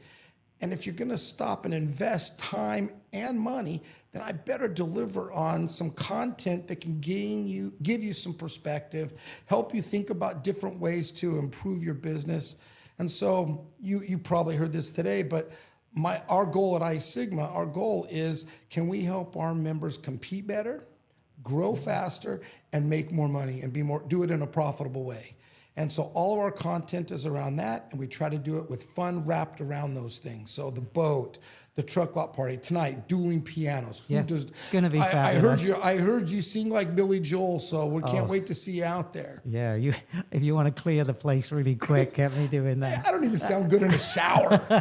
So no, I think again, so that's what we try to do. We try to balance those things out, deliver some message, have some awards, a little bit of fun, a little bit of seriousness, learn, gain perspective. And if we do that well, then people are happy. And I would say overwhelming, you asked me, I'll now answer the question more directly. I think overall we've had nothing but really great feedback, a couple of nice suggestions. We listen, we'll adapt, iterate, and keep trying to get better. Yeah. Well, I've even heard, which I think is fairly unique in this industry, and it's always been this way to me, is how the vendors and attendees, the corporates and all, how they work so well together. I mean, vendors sharing information with other vendors, about the future and talking. And they've said they enjoy as much time in the exhibit hall when others aren't in, and they're just starting to mix amongst themselves. And I just don't hear that. I've been to other trade shows not in this industry, and that doesn't happen. That's very, very unique, I think, to iSigma and previously Prism and NAID. When was the last time you went to an iSigma, Prism, or NAID conference? Has it been 15 years? I left Iron Mountain in 2017, early 2017, so it would have been 2016. Okay, and so how do you feel about the way that, from what you could tell, how did you think it matched up versus where it was back then? Oh, I think the energy has been huge. Now, I've been fortunate by people coming in here. They're coming in with good energy for the conversations. But every time I've walked around, just stopping people, everybody's in groups, everybody's talking and sharing, and there's a huge amount of energy around the place. And it's a little spread out here. That would be, as you're moving. But it means people are walking together and they're sharing ideas. So I would say you've lost nothing, and in fact you've probably gained by bringing the shredding, because it wasn't really the shredding and it was Prism and NAID at the time, they were separate. I think we did maybe one, but it still felt a little them and us. Here it doesn't feel like that at all. It truly does feel like one association that's now become blended together.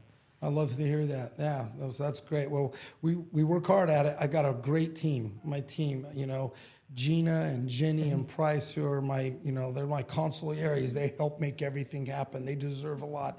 Jenny, this year we had the exhibit floor completely sold out. We had no extra spots. Isn't that fantastic? So the work that she did to make that happen and find new.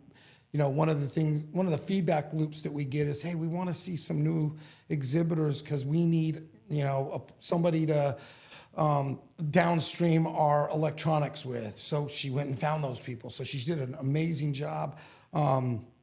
Gina organizing this thing, it's a monumental task. Oh, yeah. And she did a really great job coordinating, getting all the PowerPoint, and getting everything together. It's monumental. Okay. And so her team with Rachel and Karen and Vanessa, my team here it's just been, and Maggie, my gosh, she just had a kid 5 months ago, and No here way. she is And she's crushing it for us. So I'm really proud of my team. They really make it all happen. I love when people go, oh, are you the person I should talk to? No, I'm not. You should really talk to this. I know nothing. They just put my ugly mug in front of everybody because I'm louder than everybody. So, but no, I'm really happy with it. I think we did good. People love San Diego. If it's near water, they're going to like it. So we had really good numbers this year. For the people, I don't know where there it is. For the people who didn't show up, you messed up. I mean, you got a lot of value. There was a lot of value this year, and they missed it. Yeah. What do you think was some of the themes then? If there was a few different themes that really drove through this conference, which may be different to previous ones or built on previous ones, what do you think they were? Yeah, standing still is not a neutral position. Nope. It's falling behind, and so we really wanted to bring some educational sessions in a lot of different areas. So we had a lot of ITAP because we did a market and industry study. I don't know if you had a chance to step into that. No, I did not, no. With Match Engine, we put together a supply side and a demand side report. And the feedback and the data tell an incredible story from what our clients are saying they want. They want certainty, and they want to know what's going to happen. They don't want to do the audits. They want a certified provider to do it. And I'm not making that up because I'm the leader of iSigma. This was from 50,000 phone calls in the last 3 months on what is moving the needle. They want an asset lifecycle partner. They want someone who can store it, hold on to it, destroy it, and retire it at the end of the day, and they want to do it with one company. So if you can be a dual stream or a multi-stream company, you're moving in the right direction. If you're not, you're falling behind. You already have the routes; they're already set up. So why wouldn't you get more out of everything? Right now, something like 50% of our members will pick up something for less than $100. You better have a really dense route. 36% of our members that responded to their survey said that they do less. No, only 36% of our members, it's the other way around. Only 36% of our members said they do more than 20 jobs on a truck a day. And if you're doing that for under $100, you can't make money that way. So I want the data in that industry study. And for those who aren't here, you should have been there because there's a lot of ways for you to learn what's happening with route optimization, head counts, downtime. Those are the three big ones, and what clients want. And clients were direct with us. Yeah, I think following on from that, so one of the themes that's clearly come through, especially with the conversation I've had, is it being compliance now, and really changing to become that compliance partner for your customer, and everything from having the right procedures in place, the chains of custodies, all of these things. It's no longer that you're just the shredder or you're just the storage provider. It's very clear that everybody has to now broaden and be much deeper than that with their clients. And then, as you say, that means they can get more service, or they can offer more services to the same client. Your cost of acquisition now has dropped, and you've got opportunities to generate a lot more revenue. Already there. So why not? I mean, you know what? To me, one of the worst things that ever could happen when I used to run a business is when you'd go to meet with a client. I'm sure you've met with a lot of clients too. Didn't you hate when they said, "I didn't know you did that"? Yes.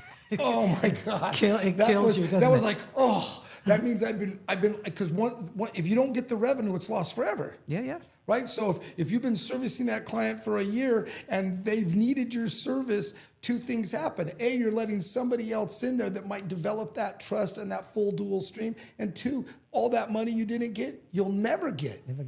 You never get it again. So to me, that's what the data is. That's what the data is sharing. And so we spent a lot of time around those kinds of topics, and we want to help organizations. I think iSigma needs to pivot also because of this. We need to start moving from being a transactional organization that's focused on the pricing and paper. You're not shredding documents.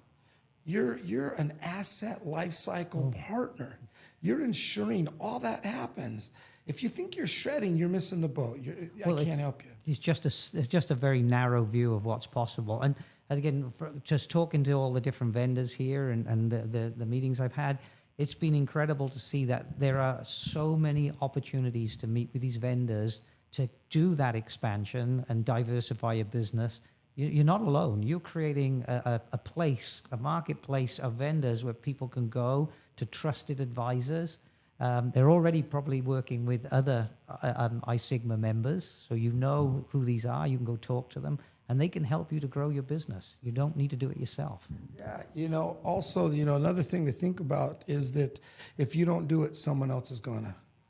If you don't pivot, if you don't, you don't change in any way, someone else is going to. And that someone else is going to be half my age, who's just going to be have twice the amount of energy and get it done. That's just human nature. It's just, and it's iterating faster, So I think there's a great opportunity. The now that things are moving in technology, the technology changes of how often people go before. How often do most people go before they get their next phone? 2 years, 3 years tops, and they're rotating. So that means the electronic e-waste, e-recycling, asset disposition, those kinds of things, it's going to be $100 billion in opportunity. Don't you want to get your fair share? So I haven't been out of the industry for 9 years. I came here with the mindset, shredding, paper. I've been blown away by some of the great and really interesting stories around ITAD, the silver recovery. What a great conversation I had there. Huge amounts of money potentially being left on the table. There are companies that are doing some amazing stuff, and our members need to look at that innovation and see how they can incorporate it. Yeah, and then with the partners here, as you say, if you just look through the partner directory and see what they do, there's enough to start idea generation going on there. But you saw the agenda. We had a lot of variability. We had a records thing, and we had a speaker come in that talked about how they were doing. You remember records a lot because of your past. Yeah, doing robotic capture, right? Because that's a tedious job, right? Remember we pulled the staples, sorted the paper, got it all by the same size, and then ran it through a machine. That's all being done by a robot.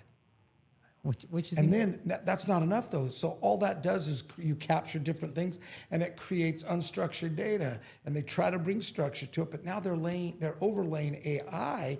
And with that client's data, they're using AI to then tell them what's going on in their business. They're summarizing the goods and the bads and going, hey, do you realize you have a gap here? Do you realize you could grow here? Because they're structuring that data with AI. That is a fast forward thinking organization. And so they spoke. So we had some record stuff. We do have a lot of shredding stuff still. Our truck suppliers are great. And although a lot of the exhibit hall still supports everything around shredding, but we had twice as much ITAD and how to get into ITAD, what ways you could just tiptoe in by outsourcing to a downstream, to doing full ITAD where you're doing asset tracking, all those things. So I don't know, we tried. No, I think if you look at the whole spectrum, you've given people leaving here a lot of opportunities, a lot of ideas of how they can grow their business. And again, without having to take too much of a risk. One of the things I found really interesting talking to almost everyone was their willingness to just pick up a phone and just say, hey, look, if somebody's just curious, call me. I'm happy to talk about it. And if it's not the right time for you, don't worry about it. Certification is such a big thing. So you've got to get your head around it. You've got to know that once you've decided to go for any certification, you're all in. But talk now. Start to get the wheels moving. Maybe at 6 months' time, you're ready then to take those first steps. But and you know what? Thinking of the standards and community, like 2 parts of the 5-part plan. The standards, our certifications, our auditors are confirming your compliance.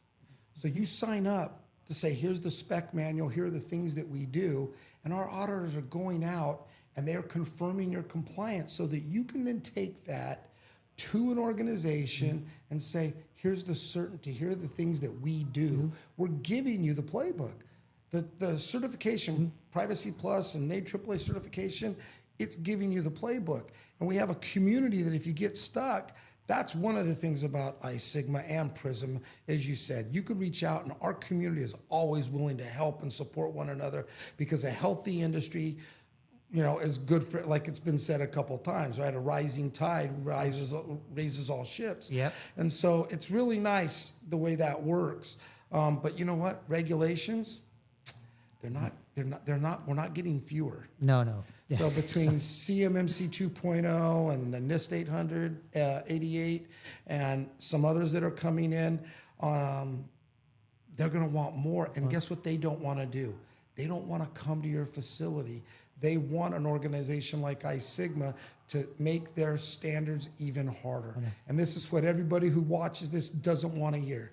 Yeah, but we need to elevate and keep rising the standards, and there's going to be people that will struggle to meet some of those standards, but that probably unfortunately, it needs to happen, because those entities in the government and the GSA and the healthcare industry, they want to know that you meet all of their requirements, and they don't want to audit you. That takes time, effort, and energy. If you say that you meet the standard, and we're doing two kinds of audits. We do the standard scheduled audit, and then we do an unannounced audit. Nobody else does that. So that's that's kind of the symbiotic relationship that we have with our corporate partners, the community, and the association. That's amazing. And this keeps building. So two announcements today, which I thought were fascinating. Love to hear your thoughts on these. One is the international conference in Bangkok. Oh. And then obviously next year's conference in Orlando. So look at you paying attention. You're so good. Tell me a little bit about Bangkok. What do you think about Bangkok as an international location? It's a great. I mean, I think any of those Asian cities, Bangkok, Kuala Lumpur, Singapore, they have just amazing flight connections. So they're very easy for everybody to get into. If you're coming from the US or from Europe, hopefully people can tag a little bit of a vacation in there and really enjoy the culture. I was in Thailand last year. I actually met up with Angus Wildey down there. Oh my gosh, I haven't seen Angus, because Angus and I worked at Brambles for a while. Absolutely. Yeah. So I was down there. I think Bangkok's a nice location. It's fairly central, lots of direct flights. Yep. And I think Bangkok and like Singapore and a lot of those markets out there, they have the high end and the low end. So we can help a large part of those organizations by helping educate around standards and how to get into the business in a easy and simple way, and then grow and develop in that role. And then you have other organizations. You've been there, you've seen it. And the gentleman from O'Neill today is like, yeah, we have clients that do, they're doing Star Wars. And then we also know people that are, burying records in a hole and burning it and calling it shredding. So you get a real diverse group of sophistication. And so I think there's a lot of interest for it. We haven't done anything international in 4 years. Oh, really? But we're at a position as an organization where we can start taking some risks and invest. And so we're investing in Bangkok. I think it'll be good. It'll be interesting to see how the international community does it. First time in a long time. I'm not setting the bar too high, but I think we can do something cool and have a really informative boutique kind of first time session. Yeah. And then Orlando, come on. Everybody in this organization has families. They want to use the conference as a tax, to make it part of their organization's cost. Yep. And so they're going to be able to, tax some family, like you said, tax some family time on, a little bit of business, a little bit of work, a little bit of fun, a little bit of play. Everybody's happy. It really works well, doesn't it? Yeah. Back to the international second. I mean, I used to really love the international conferences. As you say, you go to the different markets, you look at India and Pakistan and Dubai, and the amount of paper that's still available there. They're different. They're different markets, and so a lot of the skill sets that people can bring, great opportunity to learn and either help other members down there or learn new things. I've seen some of the ideas in the past that were things that were being done in those international markets that people then brought to the US and put them on as a unique service. So I think it's a great opportunity not to just think that you're going to go down there and they're learning from you. You may pick No, up that's some what I'm great saying. We are. ideas. We're gonna. Yeah. There's gonna be sophistication that we can learn from, and then there's gonna be some that we can help through that sophistication. So, we're trying to put it all together. Right now, it's a blank blank slate. piece of paper, and we get to build it any way that our international members want. So we had a meeting today, and like O'Neill and Aaron, Aaron's great. He's they're going to help us with some things because they have a nice international client base. We have a couple of other international Vendors, yeah. corporate partners to help us. So let's see what happens. I kind of have budgeted some loss because we didn't have that ability before. But let's see if we can at least make it a net neutral to budget type of thing, and see if we can't turn it into something that we can do consistently. Because if we can get numbers, we'll start to do it consistently. Yeah. So I remember the very first PRISM International Conference was called, what was it called? The PRISM Across Borders in 1998. That was in London, and I organized that one. Yeah, well, nice. So Were you on the board of PRISM? As a corporate partner. As a corporate Derek. partner, okay. I think I served for 2 years on that one. Okay, yeah. Yeah. So I've served on both before I started doing it from this side, but I was on your side before. I was on that side of the microphone before, Yeah. So it's been a long time. Yeah. What else? What are you doing? I'm not doing anything really much at the moment. A lot of what I call doing nothing is doing something. It's really interesting to sit there and ponder when nothing is something. So I've done a lot of vibe coding. So it was interesting sitting in with Tom. We talk about that a lot, as you can imagine. I tell people a story. My neighbor I just moved, but my previous neighbor has got 2 10-year-old daughters. And she says, I've got to go out. I've got an emergency. Can you look after my 2 10-year-old daughters? And my wife usually is there. So 2 10-year-old girls, what the hell do I know what to do with them? So they come over. So we built an app. So they built a nice doll app where they selected what the dolls would do through the app, through selections, and it printed out a picture for them. So they go home and they had an iPad app running, which they were showing all their friends. When you vibe code, what tool do you find the easiest to use to create those things? So I do it a little bit differently. So the way that I vibe code is I do it in multi-step. So you could argue, is it vibe coding? So my mindset around software development has been work with a product manager to really understand what we talk about, the user stories, and then talk to a software engineer to really figure out how those user stories could be architected. And then through that senior software engineer, you break it down into individual, we used to call them tickets, but individual jobs that you would do. And then you'd have the product manager and the engineering manager working on the test scripts to test it. So I actually replicated that. So I used ChatGPT. I find is very, very good as a product manager and an engineering manager. So I talk to my product manager first, this is a bot. That output then gets passed to my engineering manager, and we have a 3-way conversation. The engineering manager, then we break it up, and that's those little snippets in order is what I give, but I use Gemini, which is the Google tool. So I give it to Gemini AI Studio. Gemini then builds that.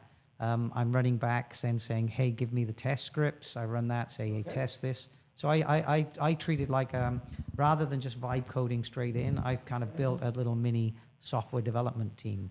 I think Gemini's come a long way. That first version really wasn't very good. No. But I like Gemini, ChatGPT, Perplexity. Those are the 3. I use Copilot. Those are the 3 or 4 that I use the most. But I just started. I've seen some really cool, and this is something that I don't know why our members wouldn't do this. We had a vibe coding session. We could have given a free registration and training from Tom today, right? Which you saw parts of, but we could have trained we could have had 20 more people in that room and they just didn't sign up. Yeah. I mean, I don't know what I can do. We try to bring, people say that, iSigma conference is the same old. You've now been here. I think you would say it is nowhere near what it used to be. I actually think this reminds me back probably in the early 2000s. So at that point, the industry, there was a lot of change going on. And the industry was really, really moving. I mean, between the late 1990s into the early 2000s, I was busy as heck trying to keep up with different changes. And then, we unfortunately had COVID and things like that, and a lot of things kind of slowed down a little bit. It is not slowing down here. Here it is growing and growing and growing. Here's Tom. So, All right. Well, let's have him. Come in here. Come on he's down. hiding. Let's get him a chair. Tom, this is Mr. we are Adams, live. we're We are in live session. in the. We're in live the with podcast the room. man. Come on, Can't talk because you guys have the mics. that's true. Well, I'm but No. no. So, well, we got to let you get on with your next one. Richard Steed, We- the Robert A. Johnson Memorial. We recipient. we have Yes. run out of time. Could All you right. believe, Nate? You and I ran out of time. Unbelievable. Shocking. That we could fill up 20 minutes like it was 5. Thank you so much Yeah. for joining us, Yeah, Nate. and you got it. Good luck with the Impact Awards tonight. Yeah. That'll be going to be a great fun Yeah, show. thanks again. Both of you guys. Everybody who's watching me. Tom Adams, Vanguard Award winner, Bob Johnson Memorial Award winner. The guy is awesome, and he brings me Ian Thomas to do this, who is you're just a nice guy. You are so nice and I so try. pleasant and so smart. So we're really lucky to have you here this week. I would love to, and if you want to come back, you just let me know. We will figure out a way to make it happen. We'll have that conversation. All right. Thank you And for so all much. of our I Sigma members, thanks for those who showed up and are watching this. And for those that didn't come here, you missed out. You missed out. Absolutely. Thanks, Nate.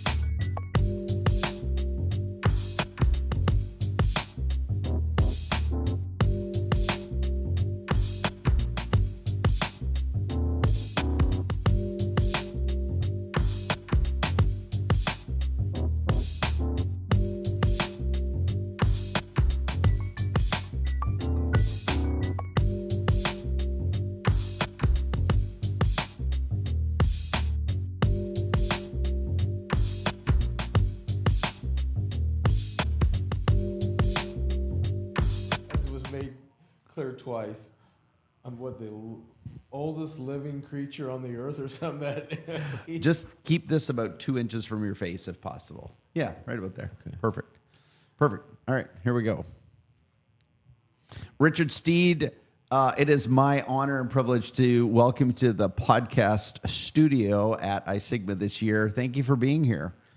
Tom, it's a pleasure to visit I think today is a pretty special day because today you were awarded the Robert Johnson Memorial. What's the name?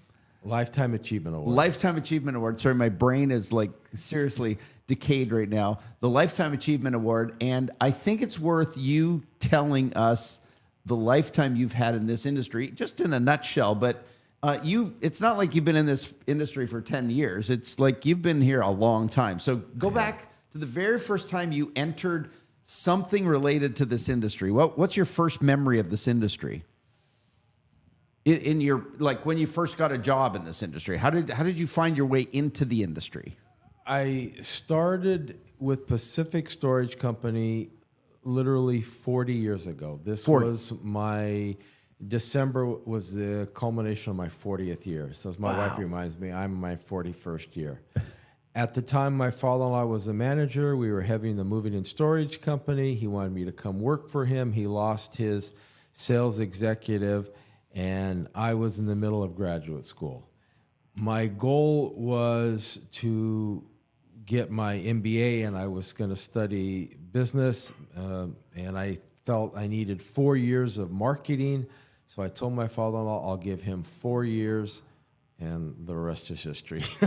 There's more in between, but I literally ventured in the industry to just get some marketing experience because I was going to go to work for corporate America. I did my paper on American Express. I was going to become a big executive. That was your MBA paper? That was my MBA paper. Okay, and you did it on American Express. Yeah. Interesting. And so you came in as a sales rep for a moving company, though. Correct. So when did that moving company start to connect to, because Record Storage was it already happening when you came, or had they not started yet? Pacific Storage had already been a vendor. They already had that service. So Okay. It had been, I think Pacific Storage started Record Storage about 65 to 70 years ago. Really? So it'd been about 20 years, yeah. Okay, so they were already doing it, but you're in Sacramento, so was it primarily for the government at that point? No, just local, local. local offices. Okay. In fact, just a point of kind of uniqueness, I remember we did Record Storage. This is going to go way back for those who probably have an understanding. Prior to barcoding, we used manual paper. Yep. And you'd write the location of the box and you'd write the location of the warehouse. So it was a specific designated section. And Yeah, it wasn't the Flex system or the. It wasn't. And we had that too in our record center way back in the day, and we tried to build software before they knew their software. But that was the original way we started. Was a fix. What do we call that? Fixed shelf. Fixed location. Fixed location. Right. Yeah. Bob Foy, Yep. pioneer, great innovator. He led the company. He hired me, as I shared earlier today. He hired me, and at the time, Beacons had their annual conferences. They traveled around, but the annual conference for Beacons was here in San Diego. It wasn't at this hotel, but I know it was a marina somewhere. Yeah. So we literally had a Beacons conference down here, and he put a little note that said, hey, there's this new company that they're introducing a new technology called barcode. So O'Neill Systems had rented a suite at a Beacons Moving conference, and it was the first time we were exposed to this concept called barcode tracking. And was Tim O'Neill doing that? Tim? It was Tim. Because he started out in barcodes before he started out in software. Absolutely. Yeah. So we go, Steve Richards and I, little arm wrestle, who's the oldest carrier and who's the oldest provider. So Right. I think we date our history somewhere in 1988, 89, somewhere about that. But we use the old, those of you who will hear this and remember the data wells, that was what we first, data wands, I think they're called Right, data yes. wands. So we actually. They were like a pen, right? It was like a pen. It was like a pen that had a little, like a camera on pen. the end, and you swiped it across. I know. I don't know anything about IT, but I know it was a Beatrieve system. That's what they told us, and it was a big thing. We went to DOS and MS, Yep. but the whole concept was we were a precursor to the barcode. So, however O'Neill's been around, we were one of their first customers. That is so cool. So, but you were already in the business, but when did you start to really be focused? So you went to the Beacons conference, but you were moving. You were selling the moving services at that point, or were you Right. selling the records? No, I was a corporate sales rep, so part of the Okay. relocation. So I did everything in the old days called office and industrial, O&I. Yep. So I do O&I. I did record storage. At the time, record storage was so much easier to sell. Not a lot from a commissioned salesperson, but it was easy to sell. My father-in-law at the time loved the business, and it was just fun to sell. But it was as I said, I was a 5-tool salesperson. Could do corporate reloads. I could do O&I. Could do some other commodity storage, but record storage. And at the time, our competitor was Bell and Howell. Oh, That was the Bell and Howell. It was at the time, and they were big and they were phenomenal. And those of you know the history, remember it was Fran Tarkington. Remember the company who overtook and started that, and so he would come in. And so their original acquisition was the Beacons Moving and Storage Company. That Beacons Moving and Storage had their own. So we were an agent for Beacons, Pacific Storage, but Beacons had their own company stores, and Beacons, started record storage, I think in Nebraska. I can have my history wrong, but they were having record storage. And Bell and Howell came in, bought the Beacons Moving and Storage, and we always, you'd be shocked in it. Remember, they bought it for $1 a box. That was the industry. Oh my $1 a box. That was what we had heard. So $1 a box. Yeah. So because I came in probably 10 or 12 or I don't know how many years after, but by the time I met you, you were fully records focused. You seemed to be fully record, like you were fully engaged in the records portion of the What business. year what did that have been? Like that's got to be 28 years ago.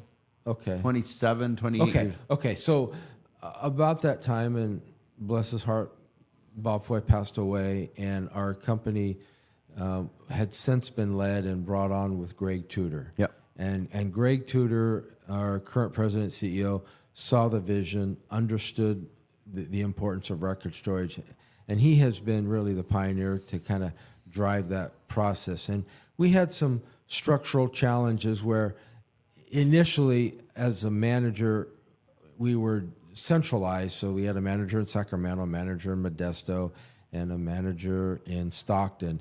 And Greg came early on, made the decision that we kind of need to make some changes. And at that point, we literally kind of bifurcated, and there was another gentleman who took over the moving. He had been a moving past, great guy, and I sort of spearheaded the record. Right. So we really made a conscious decision, split the company, and I just focused strictly on record storage.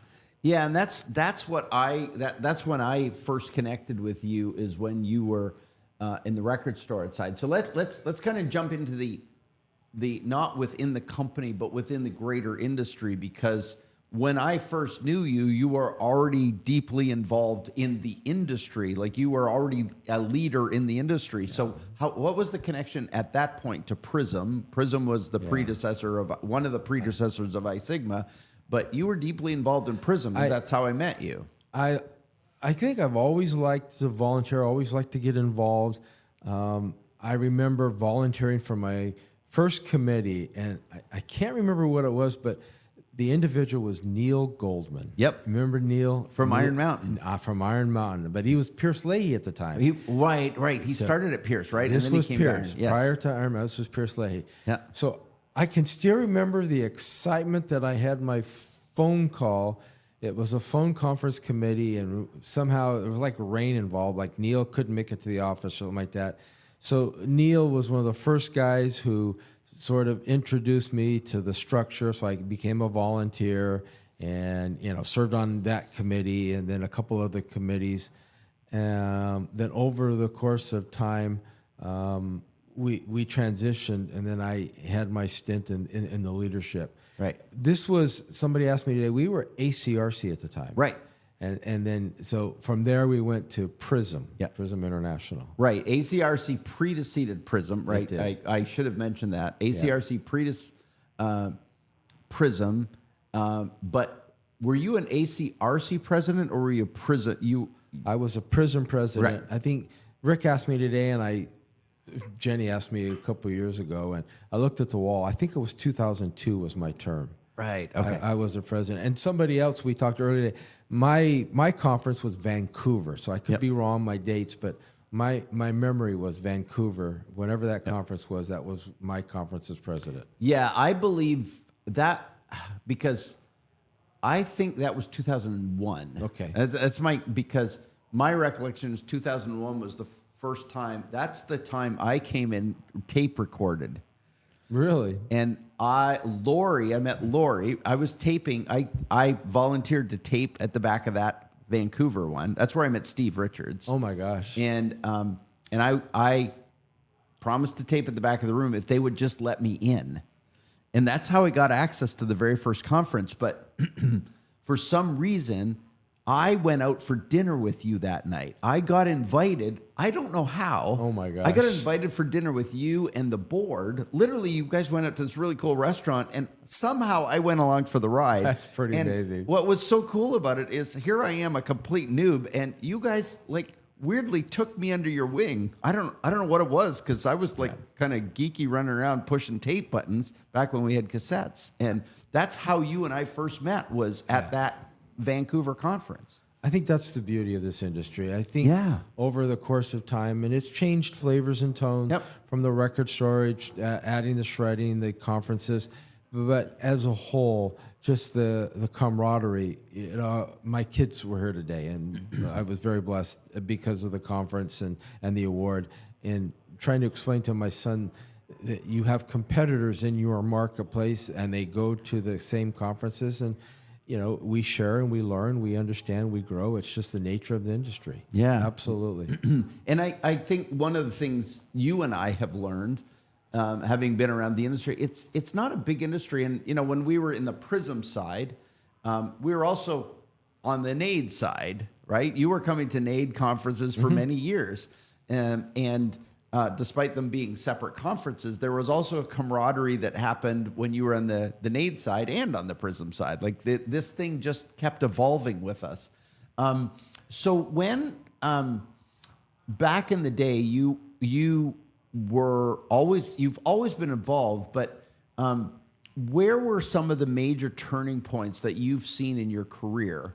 I mean, you got honored with a Lifetime Achievement Award today, but like throughout the years you were involved in committees and boards, but like there's been turning points in the industry. Were there certain ones you look back on and go, that was kind of a pivotal moment in the industry, when something major happened, things that occurred sort of in the greater industry that sort of got consolidated because of this association and the work, you know, we all did together?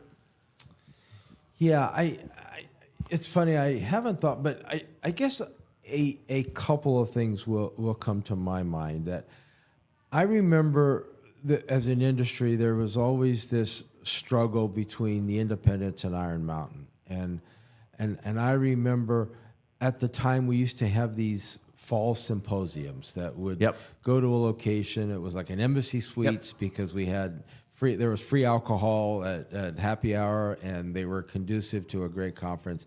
And the symposiums were great, but it was always this sort of anti-Iron Mountain mentality. And I always struggled with that. Yeah. I struggled with the concept that, you know, we as an industry couldn't have it. And I'm going to claim that my tenure on the board was one of the first times we nominated and selected an Iron Mountain representative. And I remember, do you remember Janet Mayhew? Yes. Absolutely sweet wonderful person. Yes. Very dynamic. She was always leading the symposiums and was very instrumental. I think, and my history, and I'm very bad at dates, but I think I remember she was one of the first, she was the first Iron Mountain representative on the board. And I have always felt that Iron Mountain was good for our industry in accepting. And I've always been a proponent. You know, there were those of the class that when Iron Mountain made a mistake, some people wanted to go and regale that and laughed. And I always thought that was not good for the industry. No, and you know what? I think about that a lot because especially when Richard Reese was part of. I was going to mention that. Yeah, like he was such a genuine contributor. Like Iron Mountain gave. I mean, remember when we went through the whole fire? That was going to be my other one. We went Orlando. In fact, I was talking to Nate. That Nate, that was the first time I met Nate. Is that there was a contingent of could be 1,000 or whatever it was that we all jumped on a plane. We flew to Orlando and we sat in the ballroom of Orlando during the NFPA 232 hearing, stuff like that. And first time. Nate was with Recall, and he and I had just had this conversation. And we stayed at a hotel there in Orlando by Disneyland. We just spent all day anticipating making a vote for an industry because there was some dramatic impacts, and we had some great pioneers, as I kind of referenced today, that led that industry and led that fight and led that preservation, which I think we prevailed, and it was good for us. But I remember there was a lot in that fire. That was a really big component. But related to that, what I felt like, going back to how much Iron Mountain contributed to, like, they put enormous amounts of cash Without a into doubt. the industry to support what we became, what we evolved to. And so many of the standards that we adopted came out of, and I believe Richard, it came from leadership, but he pushed to be a part of this. And he was always at the events, like the, $3 billion company or whatever they were at the time. And he was showing up and literally contributing on a regular basis. And I deeply connect with your belief about that, because I don't know, sometimes it's hard for us little guys, and you guys have always had a really cool company, but we needed the big guys to give us stability.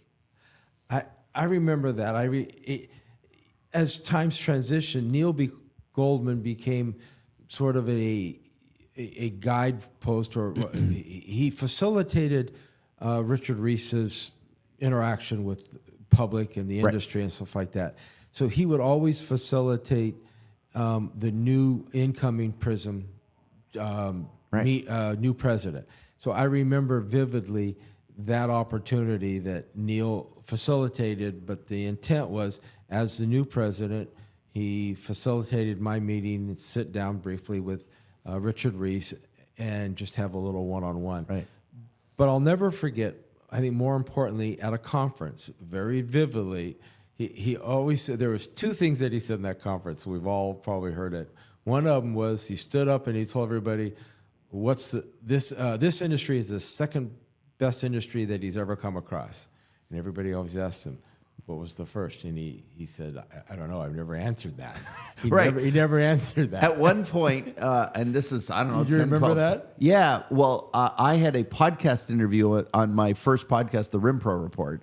And I said, you have said this thing for many years. Right. And I said, I need an answer from you on that.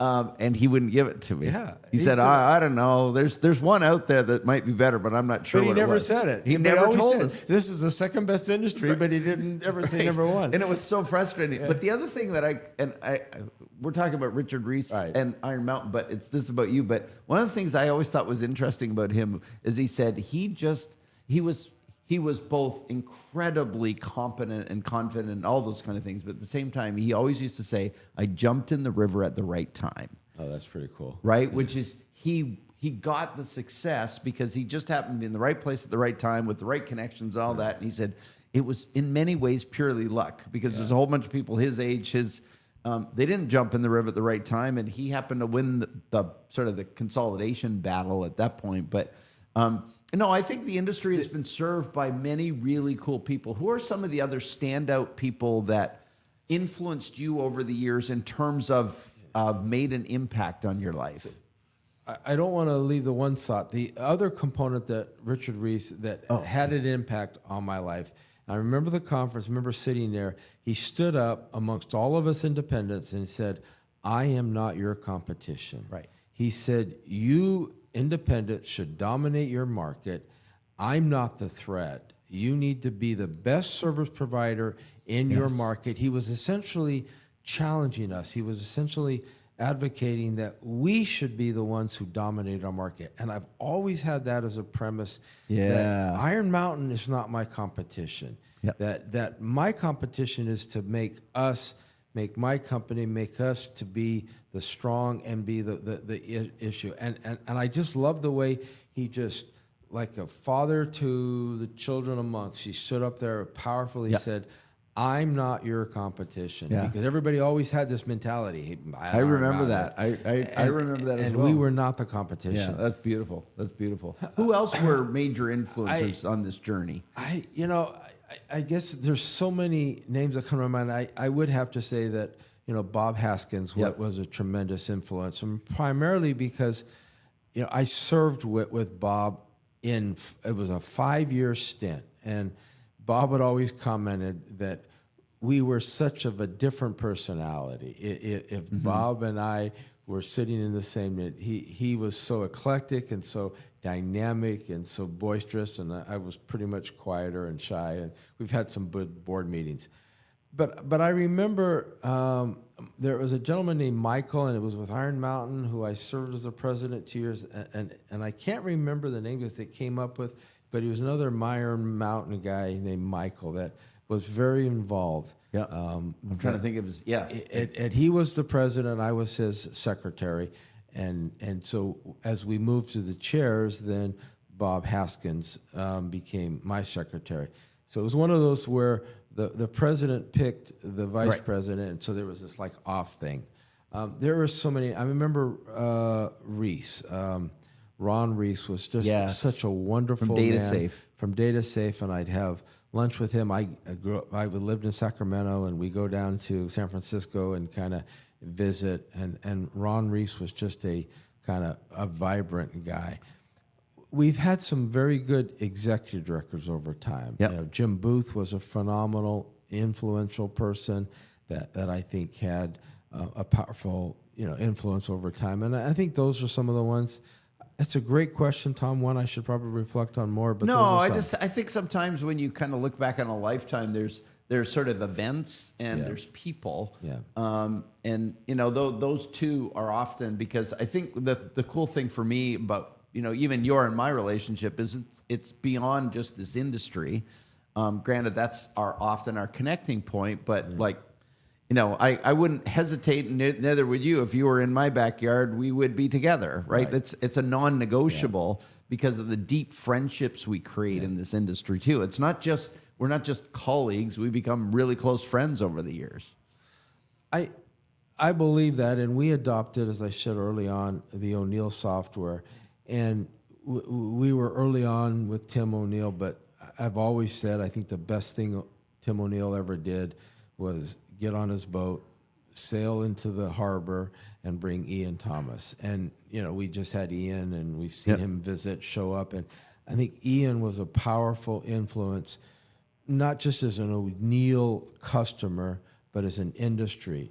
And he was just a pioneer in many ways to this industry. So that was one that also comes to my mind. Yeah. So today, when you were awarded the award, you talked a little bit about your family and the people in your company. And there was a lot of emotion there. Obviously, I get that. But what's as you look back and you reflect on this massively cool career in this industry, we talked a little bit about the highlights and the people. But what are some of the most things that you're most grateful for in terms of this journey?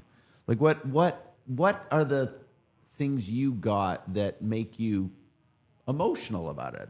I know what, often when I think about the years I've had in this industry, there's little things that I go, I feel like there was a sense of purpose, or there was and I don't even know what I'm asking because I didn't form the question, but you to be able to stand in front of a room and see 600-700 people stand and applaud for this lifetime of achievement, that's got to feel pretty darn good.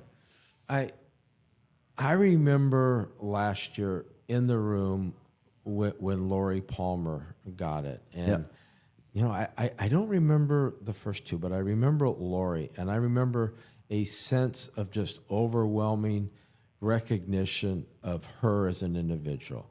What she has done. I should have named her. And I remember the room just went crazy, and her sentiment. And that was the immediate thought when Nate called me. I literally was overwhelmed. I was in my office by myself, and I found myself with a tear. I just couldn't believe it. I was just, I've had awards or different accolades over the years, but it was just the concept of what kind of brought me to that room of what I experienced when Lori got it. I remember doing some research and saying I recognized, Steve Richard got it before myself, Pat DeFries, but I remember feeling that emotion in the room, well deserved of Lori, of just what she has done to this industry, and all of a sudden to recognize I'm following Lori Yeah. in that same sentiment of the award. Are you kidding me? It was just, and I remember calling my boss Greg and explaining it, and it's like I cried. Like every time, try to explain, that, and like I said, I've gotten awards or different things over the years, but just something to achieve that.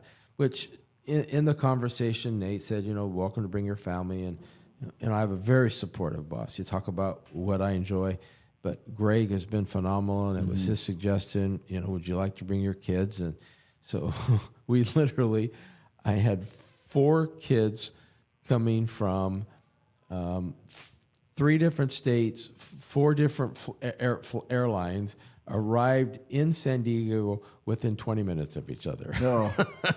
Yeah, and I think you basically started there with, which is, Greg and the company, but also your family, and you have a big, beautiful family, and that's got to feel pretty special to get a Lifetime Achievement Award with many of your kids here, and some of your grandkids were here, and Laura, and just the immense, pride, and I am so proud for you, because I've watched you for many years and have always honored the incredible human you are. Thank you, Tom. Not just the work you do, but just the human you are. Thank you. And that is evidenced in, a set of kids showing up to support you in this day. So Very supportive. A lovely wife and wonderful children. So thank you. yeah. Well, on behalf of, whatever I can say on behalf of this industry, thank you for all of the contribution. Thank you for contributing in ways that nobody ever knows, because, when you're president, I remember working with many people over the years who were presidents and how much time it takes. But the committees and the calls and the conferences and just showing up and just contributing all the time, it's an immense gift you've given us over the years, and I hope that today will resound in your heart for a long time, because you greatly deserve it. So thank you. It's been my pleasure. Thank you very much. So good.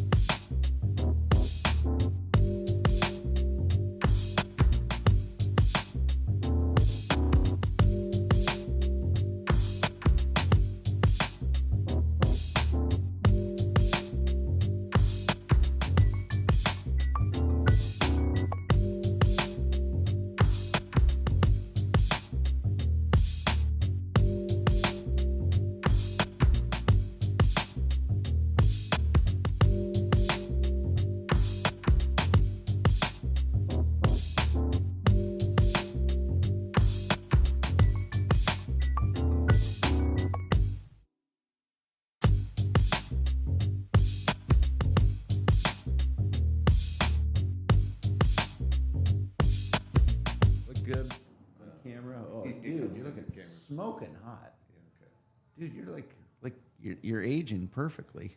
Make sure. Oh, geez, yeesh. Hey, my wife's here. I should have her in the hot seat instead. Here we go. Corey, I don't think we need to really introduce who you are, but for anybody who doesn't know who you are, welcome to iSigma on Air. But secondly, who are you and what the heck do you do in the world?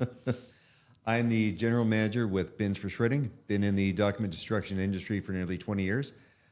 We are a designer, manufacturer, and distributor of secure containers for paper, e-waste, and product destruction. So cool. So how long have you been around this? You said 20 years? Yeah, I think it was around 2002, I think, is when I first really dipped my foot into the pond and never got back out. So right. So it's kind of like mafia, isn't it, in a weird way? It's like once you're in, you can't get out, and you try and get out, but you get pulled back in, and I don't know what it is. I can't get myself out of this crazy place. In fact, it seems like every year there's more to do. yeah, a lot of people talk about culture of a business, but this is culture of an industry. Yeah. I've never heard of an industry that is so willing to help and grow and build each other up. So it's a pretty unique one for sure. Yeah, yeah. No, we've really been I don't know. I say blessed. I don't know if that's a good word, but I feel like this industry has been really good to you. It's been good to me, and we've got some gray hairs on our head now, and well, you have a lot. I know. Thanks. I started this when I was like 20 something. I don't know. Right. So Bins for Shredding, what kind of cool, interesting stuff are you guys doing these days? What we're doing is we're trying to look at operational efficiency. We're trying to make sure that when the drivers start at the age of 20, they continue on and be able to be a service provider for many years. You're looking at safety, efficiency, just trying to make everyone's job better. So one of the reasons why we come here is to find pain points. What hurts a driver, what slows down a driver, what makes your route less efficient. So we try and take that data back, build stuff, and then put it out in the field and let them try it out and test it and let us know what they think. So by that, you mean like ergonomic design? Do you mean like how a handle pulls? Because fundamentally the equipment is pretty much, there's mostly standard shapes like a bin, a console, but Right. like when you talk about, you come and hear things and you go back and design stuff, like what kind of design process are you going through? Like, is it those minor things or is it significant changes? Like, are you coming out with brand new equipment that's never been seen before? What are you doing? Give me some insight into what you're doing. Yeah, some of the minor changes makes a huge impact over time. So for instance, for decades, people have been using a nylon bag in a console. Right. You're bent right over, squatting down, reaching in really deep, Right. and swinging the bag up to the edge. And you got to pull it off the hooks. Pull it off the hooks, put it back on the hooks. It spends a lot of time and energy. Years ago, we developed a rigid plastic liner. Right. So people say bags get lost, bags get ripped, the paper overflows, it's a mess, it takes a lot of time, and the people's backs are sore. With this, there's a lot less bending. You pull it in one motion, tip it up, very ergonomic. Just makes their drive time. It cuts the service time down by about 60%. Yeah. A lot less wear and tear, and no more replacement for bags. And it's plastic, so it's 100% recyclable. Right. Yeah. Okay. So what kind of interesting new things did you pick up at this? We're right at the end of the event. And like, did you get any, did you hear anything that makes you go, we should do some design work, or I might be, trade secret stuff. So something that's not trade secret, but what kind of interesting insights have you picked up at this conference? I think more of a trend that we've seen over the last couple, but there's more focus, of course, on AI, which affects all companies. But as far as products specific, more e-waste and ITAD direction. Do you guys have collection containers for the e-waste and ITAD side of it? We do. But one of the main reasons why we come here is to find out everything that we don't know yet. Right. So people are actually making suggestions. Some are really out there, but some of them, I think, that's feasible. Let's draw it up and let's bring it to market. Let's see what people think about it. So I think that this is really core to understand what people need. We can design 100 containers, but if they don't meet the requirements, it doesn't make any sense. So we're hearing from the experts in the field and telling us exactly what they need, and we're just trying to make it as great and durable and as efficient as possible for them. So I've never asked this question before, but I've often thought about it. Like with the wide range, because I mean, we all know you're not the only one in the game. Yes. Playing this game, but we're all friendly competitors, and most of you are Canadian. against. But let's just what's the best selling single piece of collection stuff that is it the console, or is it like a 65 or is it 95? Like generally speaking, what and if you were consolidate you and all your competitors, what's the thing that sells the most in the world for collection stuff? Still to this day, it's consoles. Is it? There used to be a lot more plant-based. A lot of people were very focused on plant-based, and it worked really well. So there's a lot of cart swap out. You bring in an empty cart, swap it out. Now people are focusing more on mobile. I know some national accounts do really well with the plant-based, but you pretty much have to cater to what the industry or the end user is looking for. So a lot of it is mobile. So you do 60, 70% consoles and the balance being carts. Okay. So we've tried to focus on innovations that are longer lasting, plastic, Right. recyclable, things of that nature, cutting down carbon, a lot of things that it wasn't really the forefront, but now you get into things where it's governments and schools and environmental concerns where they've got sustainability committees. Right. You're outfitting an entire healthcare facility and they're saying, we have an RFP out, but how are you different? So Right. we're trying to provide those different aspects that you can actually win a bid or become more cost effective as well. So Yeah, yeah. It's interesting over the years. A number of years ago, what was his? I'm trying to think of his name. He built he actually patented it. It was like a weight thing at the bottom of a shred container. Do you remember who I'm talking about? I know the product. Yeah. I can't remember the gentleman's name. Yes. Yeah. I know his name, and I can't. He's a boater. I know that. It's the gray hairs. But I've often wondered because that seemed like such an interesting concept, but it never went. And like things like that, based on you being in the industry so long and being in this business, like why would something like that work or not work? Like what's your sense of that? Is it because the cost of that piece of equipment would be so high? Like I'm just theorizing with you, and we're having coffee and we're talking. Right. But like not discounting that the guy was he's brilliant in what he built, but nobody bought it. Right. So what would your perception be of why that wouldn't go? Is it cost of equipment? Because you guys have you and the other vendors have become really good at going, well, how do we get the best product at the door at the price that, people will keep buying, obviously. Right. I think that there's been some challenges up to this point. I think it's closer. There has been talk of bin technology. Yep. Whether it's a weight process or whether it's the fill lines where you can actually tell how full a bin is to whether it's serviced or not. So like different kind of sensors, maybe. yes, Yeah. it was, So it's like an eye or something that says, yeah, oh, it you're was this high. cost prohibitive. Yep. Would be the main one. Now it's getting better and closer to it.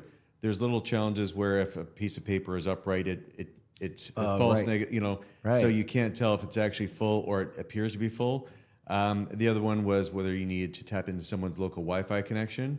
Maybe if you go into a building, they don't want you to use their Wi-Fi. So there's little things, but I think we're pretty close. And there's been a few discussions, and if that comes about, I'm sure myself and all the vendors will adopt it with welcome arms and figure out what's going to make the industry better. So No, I mean that's what we're always trying to do is how do we make things better around here. So what are you most excited about in terms of what you see ahead in the next few years? Like what's really making you go, oh man, I can't wait for this to start happening or this to unfold? What's the thing that gets you the most excited? I think that there's a big change going on right now. Back in the day, a lot of people just did shredding, and they did well at it, and they did really well. Now they've got to diversify and figure out different tiered, vertical markets and different tiers of their service, whether it's shred all programs, residential shredding, as I said before, ITAD and e-waste. So they're trying to figure out what they need to do and how they can do it. So we're helping through the education learning as well. So it's becoming the vendors and the consumers talking and really sharing ideas, becoming more of a partnership. Yeah. That's really cool because it's fun and we get to be part of that process and work with them to design something and really have their input. So that I'm really excited about because it's fun. You get to the real details of what their business requires and you build it together. So how does a product company like yours think about and use AI related to this? I mean, it's an intriguing question to me because I just taught a vibe coding lab and I'm helping people to think, can you use AI for cool things? Like how are you guys using AI in your world now? I call my daughter. She's very well versed in AI and different aspects of it. So I'm dabbling in it right now. I'm playing it. I wish I'd been able to make to the lab that you had, but I'm really trying to understand what it can do. So I think for us, as far as internally, we'll be using it for sales, not so much talking with people, but making sure we coordinate and understand the data better. Which is what a lot of the companies will be doing right now. I think it's just getting to test it, play with it, understand it. Don't rely on it, but know it's a tool just like any other tool you have in the tool belt. Yeah. And I just want to learn more. And Yeah. No, I just wondered if you guys had any kind of interesting stuff you were doing with that. So what didn't we talk about that you wanted to talk about?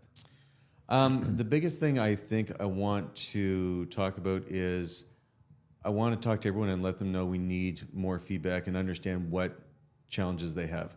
There's so much change going on right now, and people are nervous about what to do, take the next step.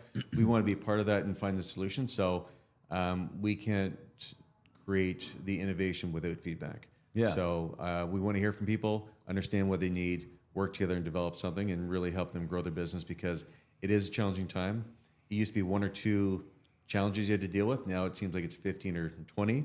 Yeah. So if we can kind of narrow that down, but without the input, we can't do as good of a job as we'd like to. So, Yeah. And you guys have, with the connection to Craig and his design sensibilities, he always wears good shirts too. But yeah, I mean, that's a cool part of what you guys have built together is a almost like a symbiotic partnership with different, the different group of companies that you're all related to, which then creates almost like it's more than just you in the game. Right. Right. Am I saying that right? yeah, I'd say that. And I think what we've tried to do is product leadership. So you try and come out with really innovative products and really push that forward. And then when you start tweaking it, then you're looking at operational efficiency and operational excellence. One thing we've always really had is customer intimacy, where we really try and connect and be responsive and make sure we help those people out. But I think with the product leadership has been one of Craig's strengths. I mean, I've worked with Craig for 30 years. Yeah, I know. And he's very much an entrepreneur, and he's out there. And sometimes we've got to pull him down like a balloon floating away. But he loves creating the stuff. He's like a kid in a candy store. So and that's where. So I realize he's a part of many companies, but the cool part is he is always like in his recycling division, right? In his recycling company, Bush Systems. He's always been cutting edge in terms of the way he thinks about product, and you guys have obviously benefited greatly from his involvement in helping you create innovative product. Absolutely. through that very cool relationship you have. One question I had, and I wonder if people, because of just the current geopolitical stuff, how are you guys impacted or influenced by, say, because plastic injection molding, how much is dependent on oil getting through the strait? Like, does that ultimately affect you, or is that not really an issue? It does to a small degree currently. Okay. It's one of those things we're keeping a close eye on. Diesel price is obviously, everyone's going to be challenged by that. Some of the plastic products, because of the way it's produced right now and because of our relationships and agreements with plastic, we've got a bit of a window. So if there is a correction in the marketplace, we won't really be impacted. If it goes long term, then every industry will be impacted. But we have set ourselves up with really strong partners and really good supply chains. Our product is almost 100% North American. So we've got really strong partnerships in that respect. So that's cool. Fingers crossed. It's no, but and I've always wanted to have these conversations, not because I'm trying to get you to disclose, but that's the questions that come up for a lot of people when there's sort of a big world, right? And when you don't know that business, when you're driving a truck, you go, well, diesel's affecting me, but when I use your product and you manufacture that product, like there's a whole world that I never ever see, and there's all these pieces and parts to a manufacturing versus a service business, right? And you guys live, as much as you intersect with us in the shredding and records and information management industry, you have a very different way that you have to look at the world than we do as in the inside of the world, driving shred trucks and collection trucks. You're a manufacturer of product that requires injection molding and all the stuff you do, but that has this whole backfill of supply chain that makes that work. And I weirdly, I was thinking about it when I was thinking about our conversation today. I was going, I wonder how that works, which is if we were having coffee, I'd ask you the same question. So, so I think we covered everything, right? I think so, yeah. I think so. It's always changing, but I mean, I always love sitting down and chatting with you and just, being able to share with people and coming down to these shows and really just experiencing the whole thing. So it's a lot of fun always. Well, it's great to have you here. Safe travels home. Thank you for being the second to last podcast guest today. And safe travels. Great to see you again. Thanks. Great seeing you as well. Nice.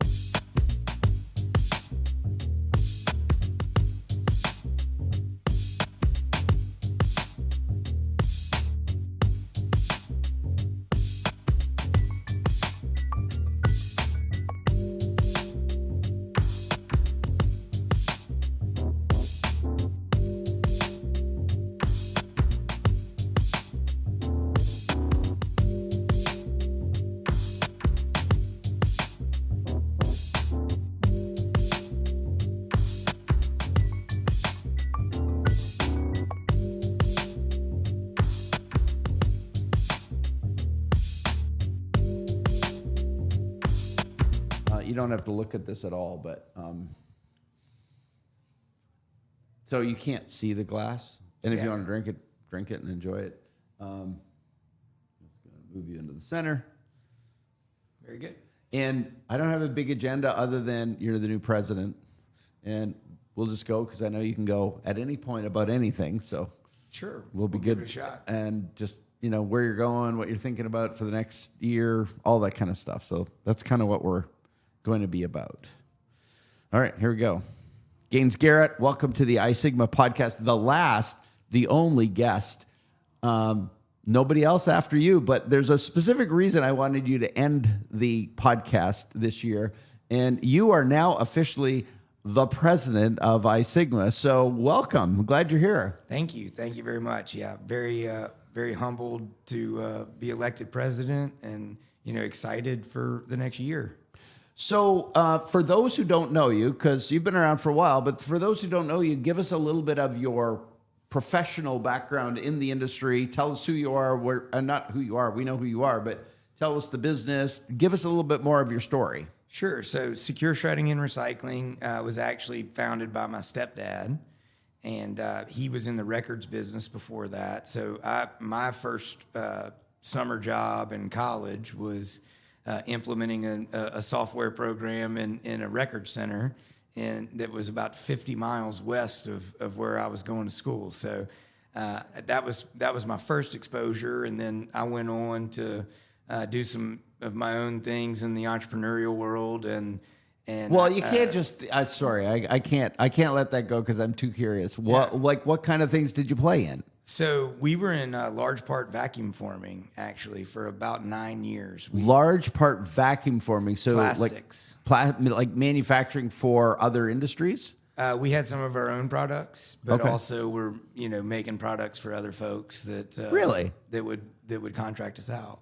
And so you did that for a number of years, and then what happened? So we sold that business in 2017, and at that time, Jay Babb, who a lot of people in the industry know, He's my stepdad, and he said, "Look, we've either got to grow this thing or we've got to get it ready to sell." And so that was our next adventure. And only about 11 months in, we bought our largest competitor locally rather than exiting, and the rest has kind of been history. And you've been on a little bit of an acquisition journey over the last few years. Sure, I think we've done 7. Yeah.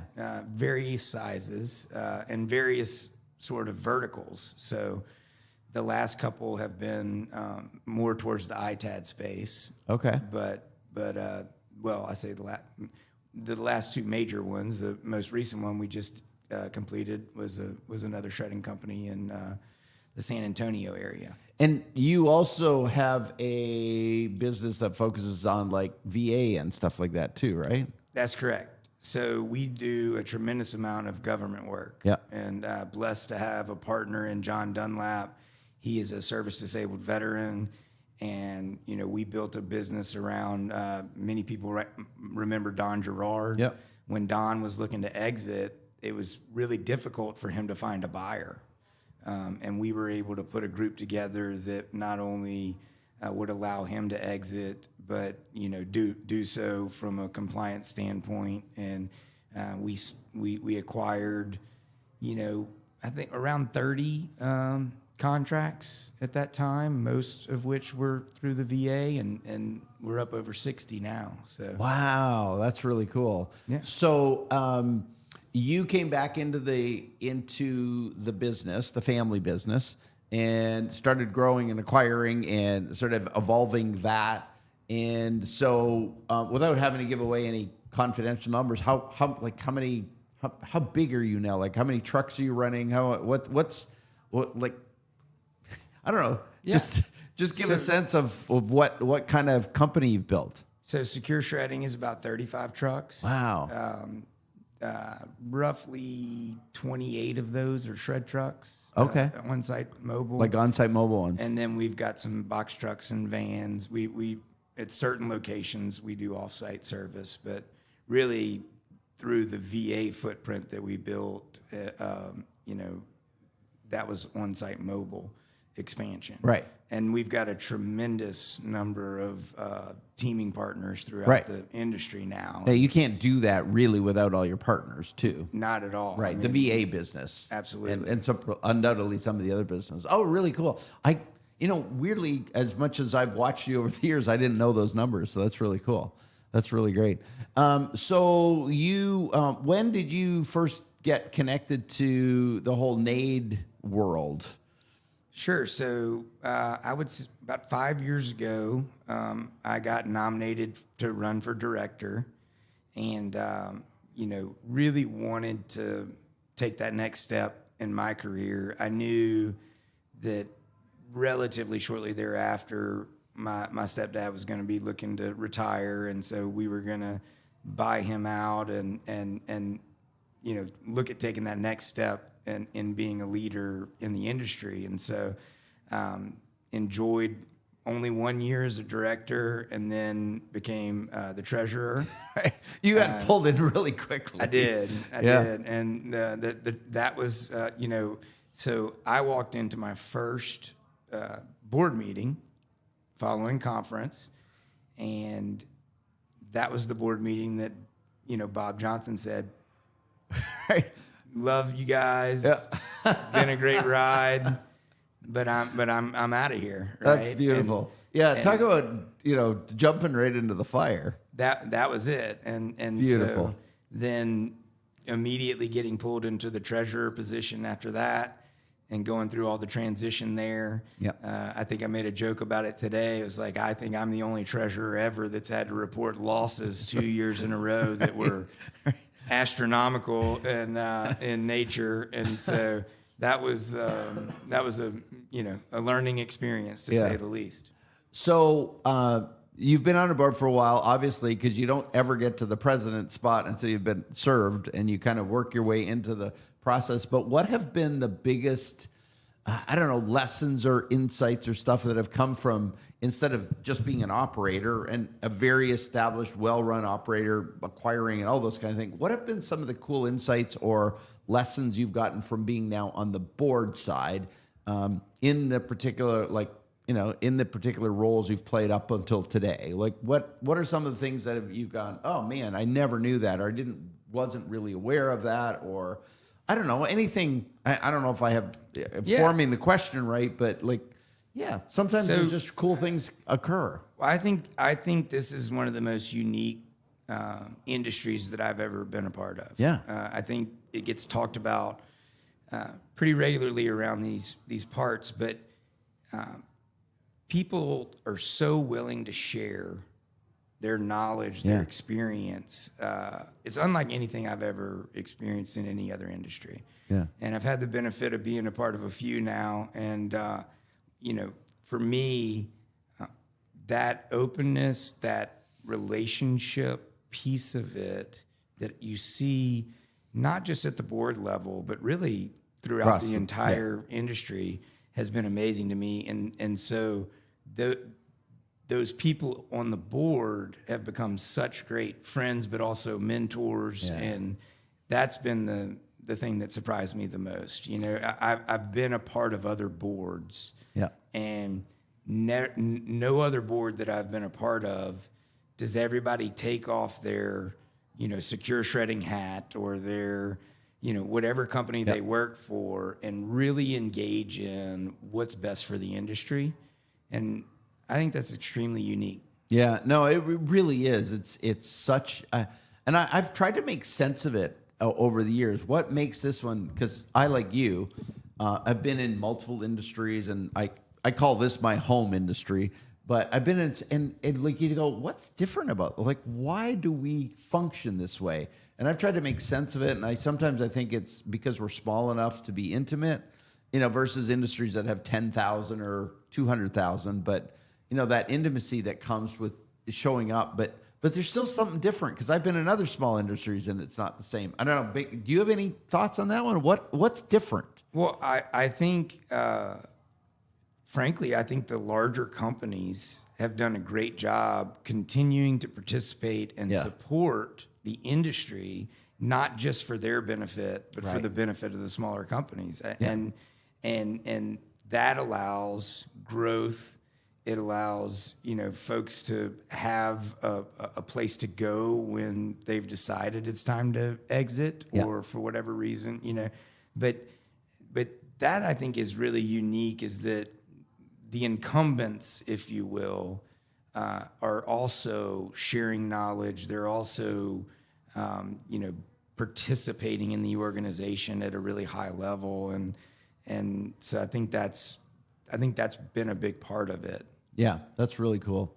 So, as the incoming president, you've obviously, you know, you that baton got handed to you today. What are some of the initiatives, ideas, thoughts you have coming into this next year? You got kind of a year to make your mark, unless, of course, like Rick Jackson, you get sort of saddled with another year. But that would take a really unique circumstance that I don't think is available to me. But you know, I think there's a couple of things, really. I think, you know, I would like to see us get back to the advocacy portion. Yes. I think, you know, we've built a name, especially NATE AAA certification. It matters, right? And I want to see us re-engage at a high level on advocacy. Yeah, love it. And because I think it's important. I think we're entering a period of disruption, maybe unlike anything that we've ever seen. Yeah. I think likely unlike anything we've ever seen. And so we need a seat at that table. Right. Because we have the historical background, we have the leaders, we have the people that are part of this organization that can help guide through all of that. Yeah. But if we're not advocating for ourselves, no one will. Yeah. And so I think that's going to be a big push.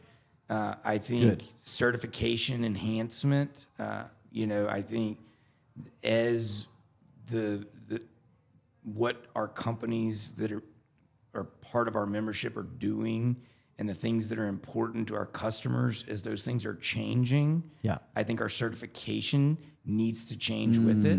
Yeah, that's good. And so when you really combine those two things, that's going to be the focus. Love it. I think sometimes, the pendulum swings back and forth between, like, when you became the treasurer, obviously there was some deficit and there's some operational stability needed. And you're a business guy, this is just how you think. But like, it feels like it's swung back. And when the treasurer Bowman announced today, like, we got cash in the bank, that's when you start thinking, okay, how do we now bring something back? And I love those two concepts, because advocacy is a thing that I feel like needs the pendulum needs to swing back, because Paul from Australia, it was really interesting. I was talking to him and he was going how well he's leveraged the NAID AAA certification and he's done it at an advocacy level. Like, that's where he's really pushed the envelope. Absolutely. And Paul's become a very good friend. Yeah. And really enjoyed getting to spend some time with him. He visited me in Baton Rouge, and we've talked about this extensively, but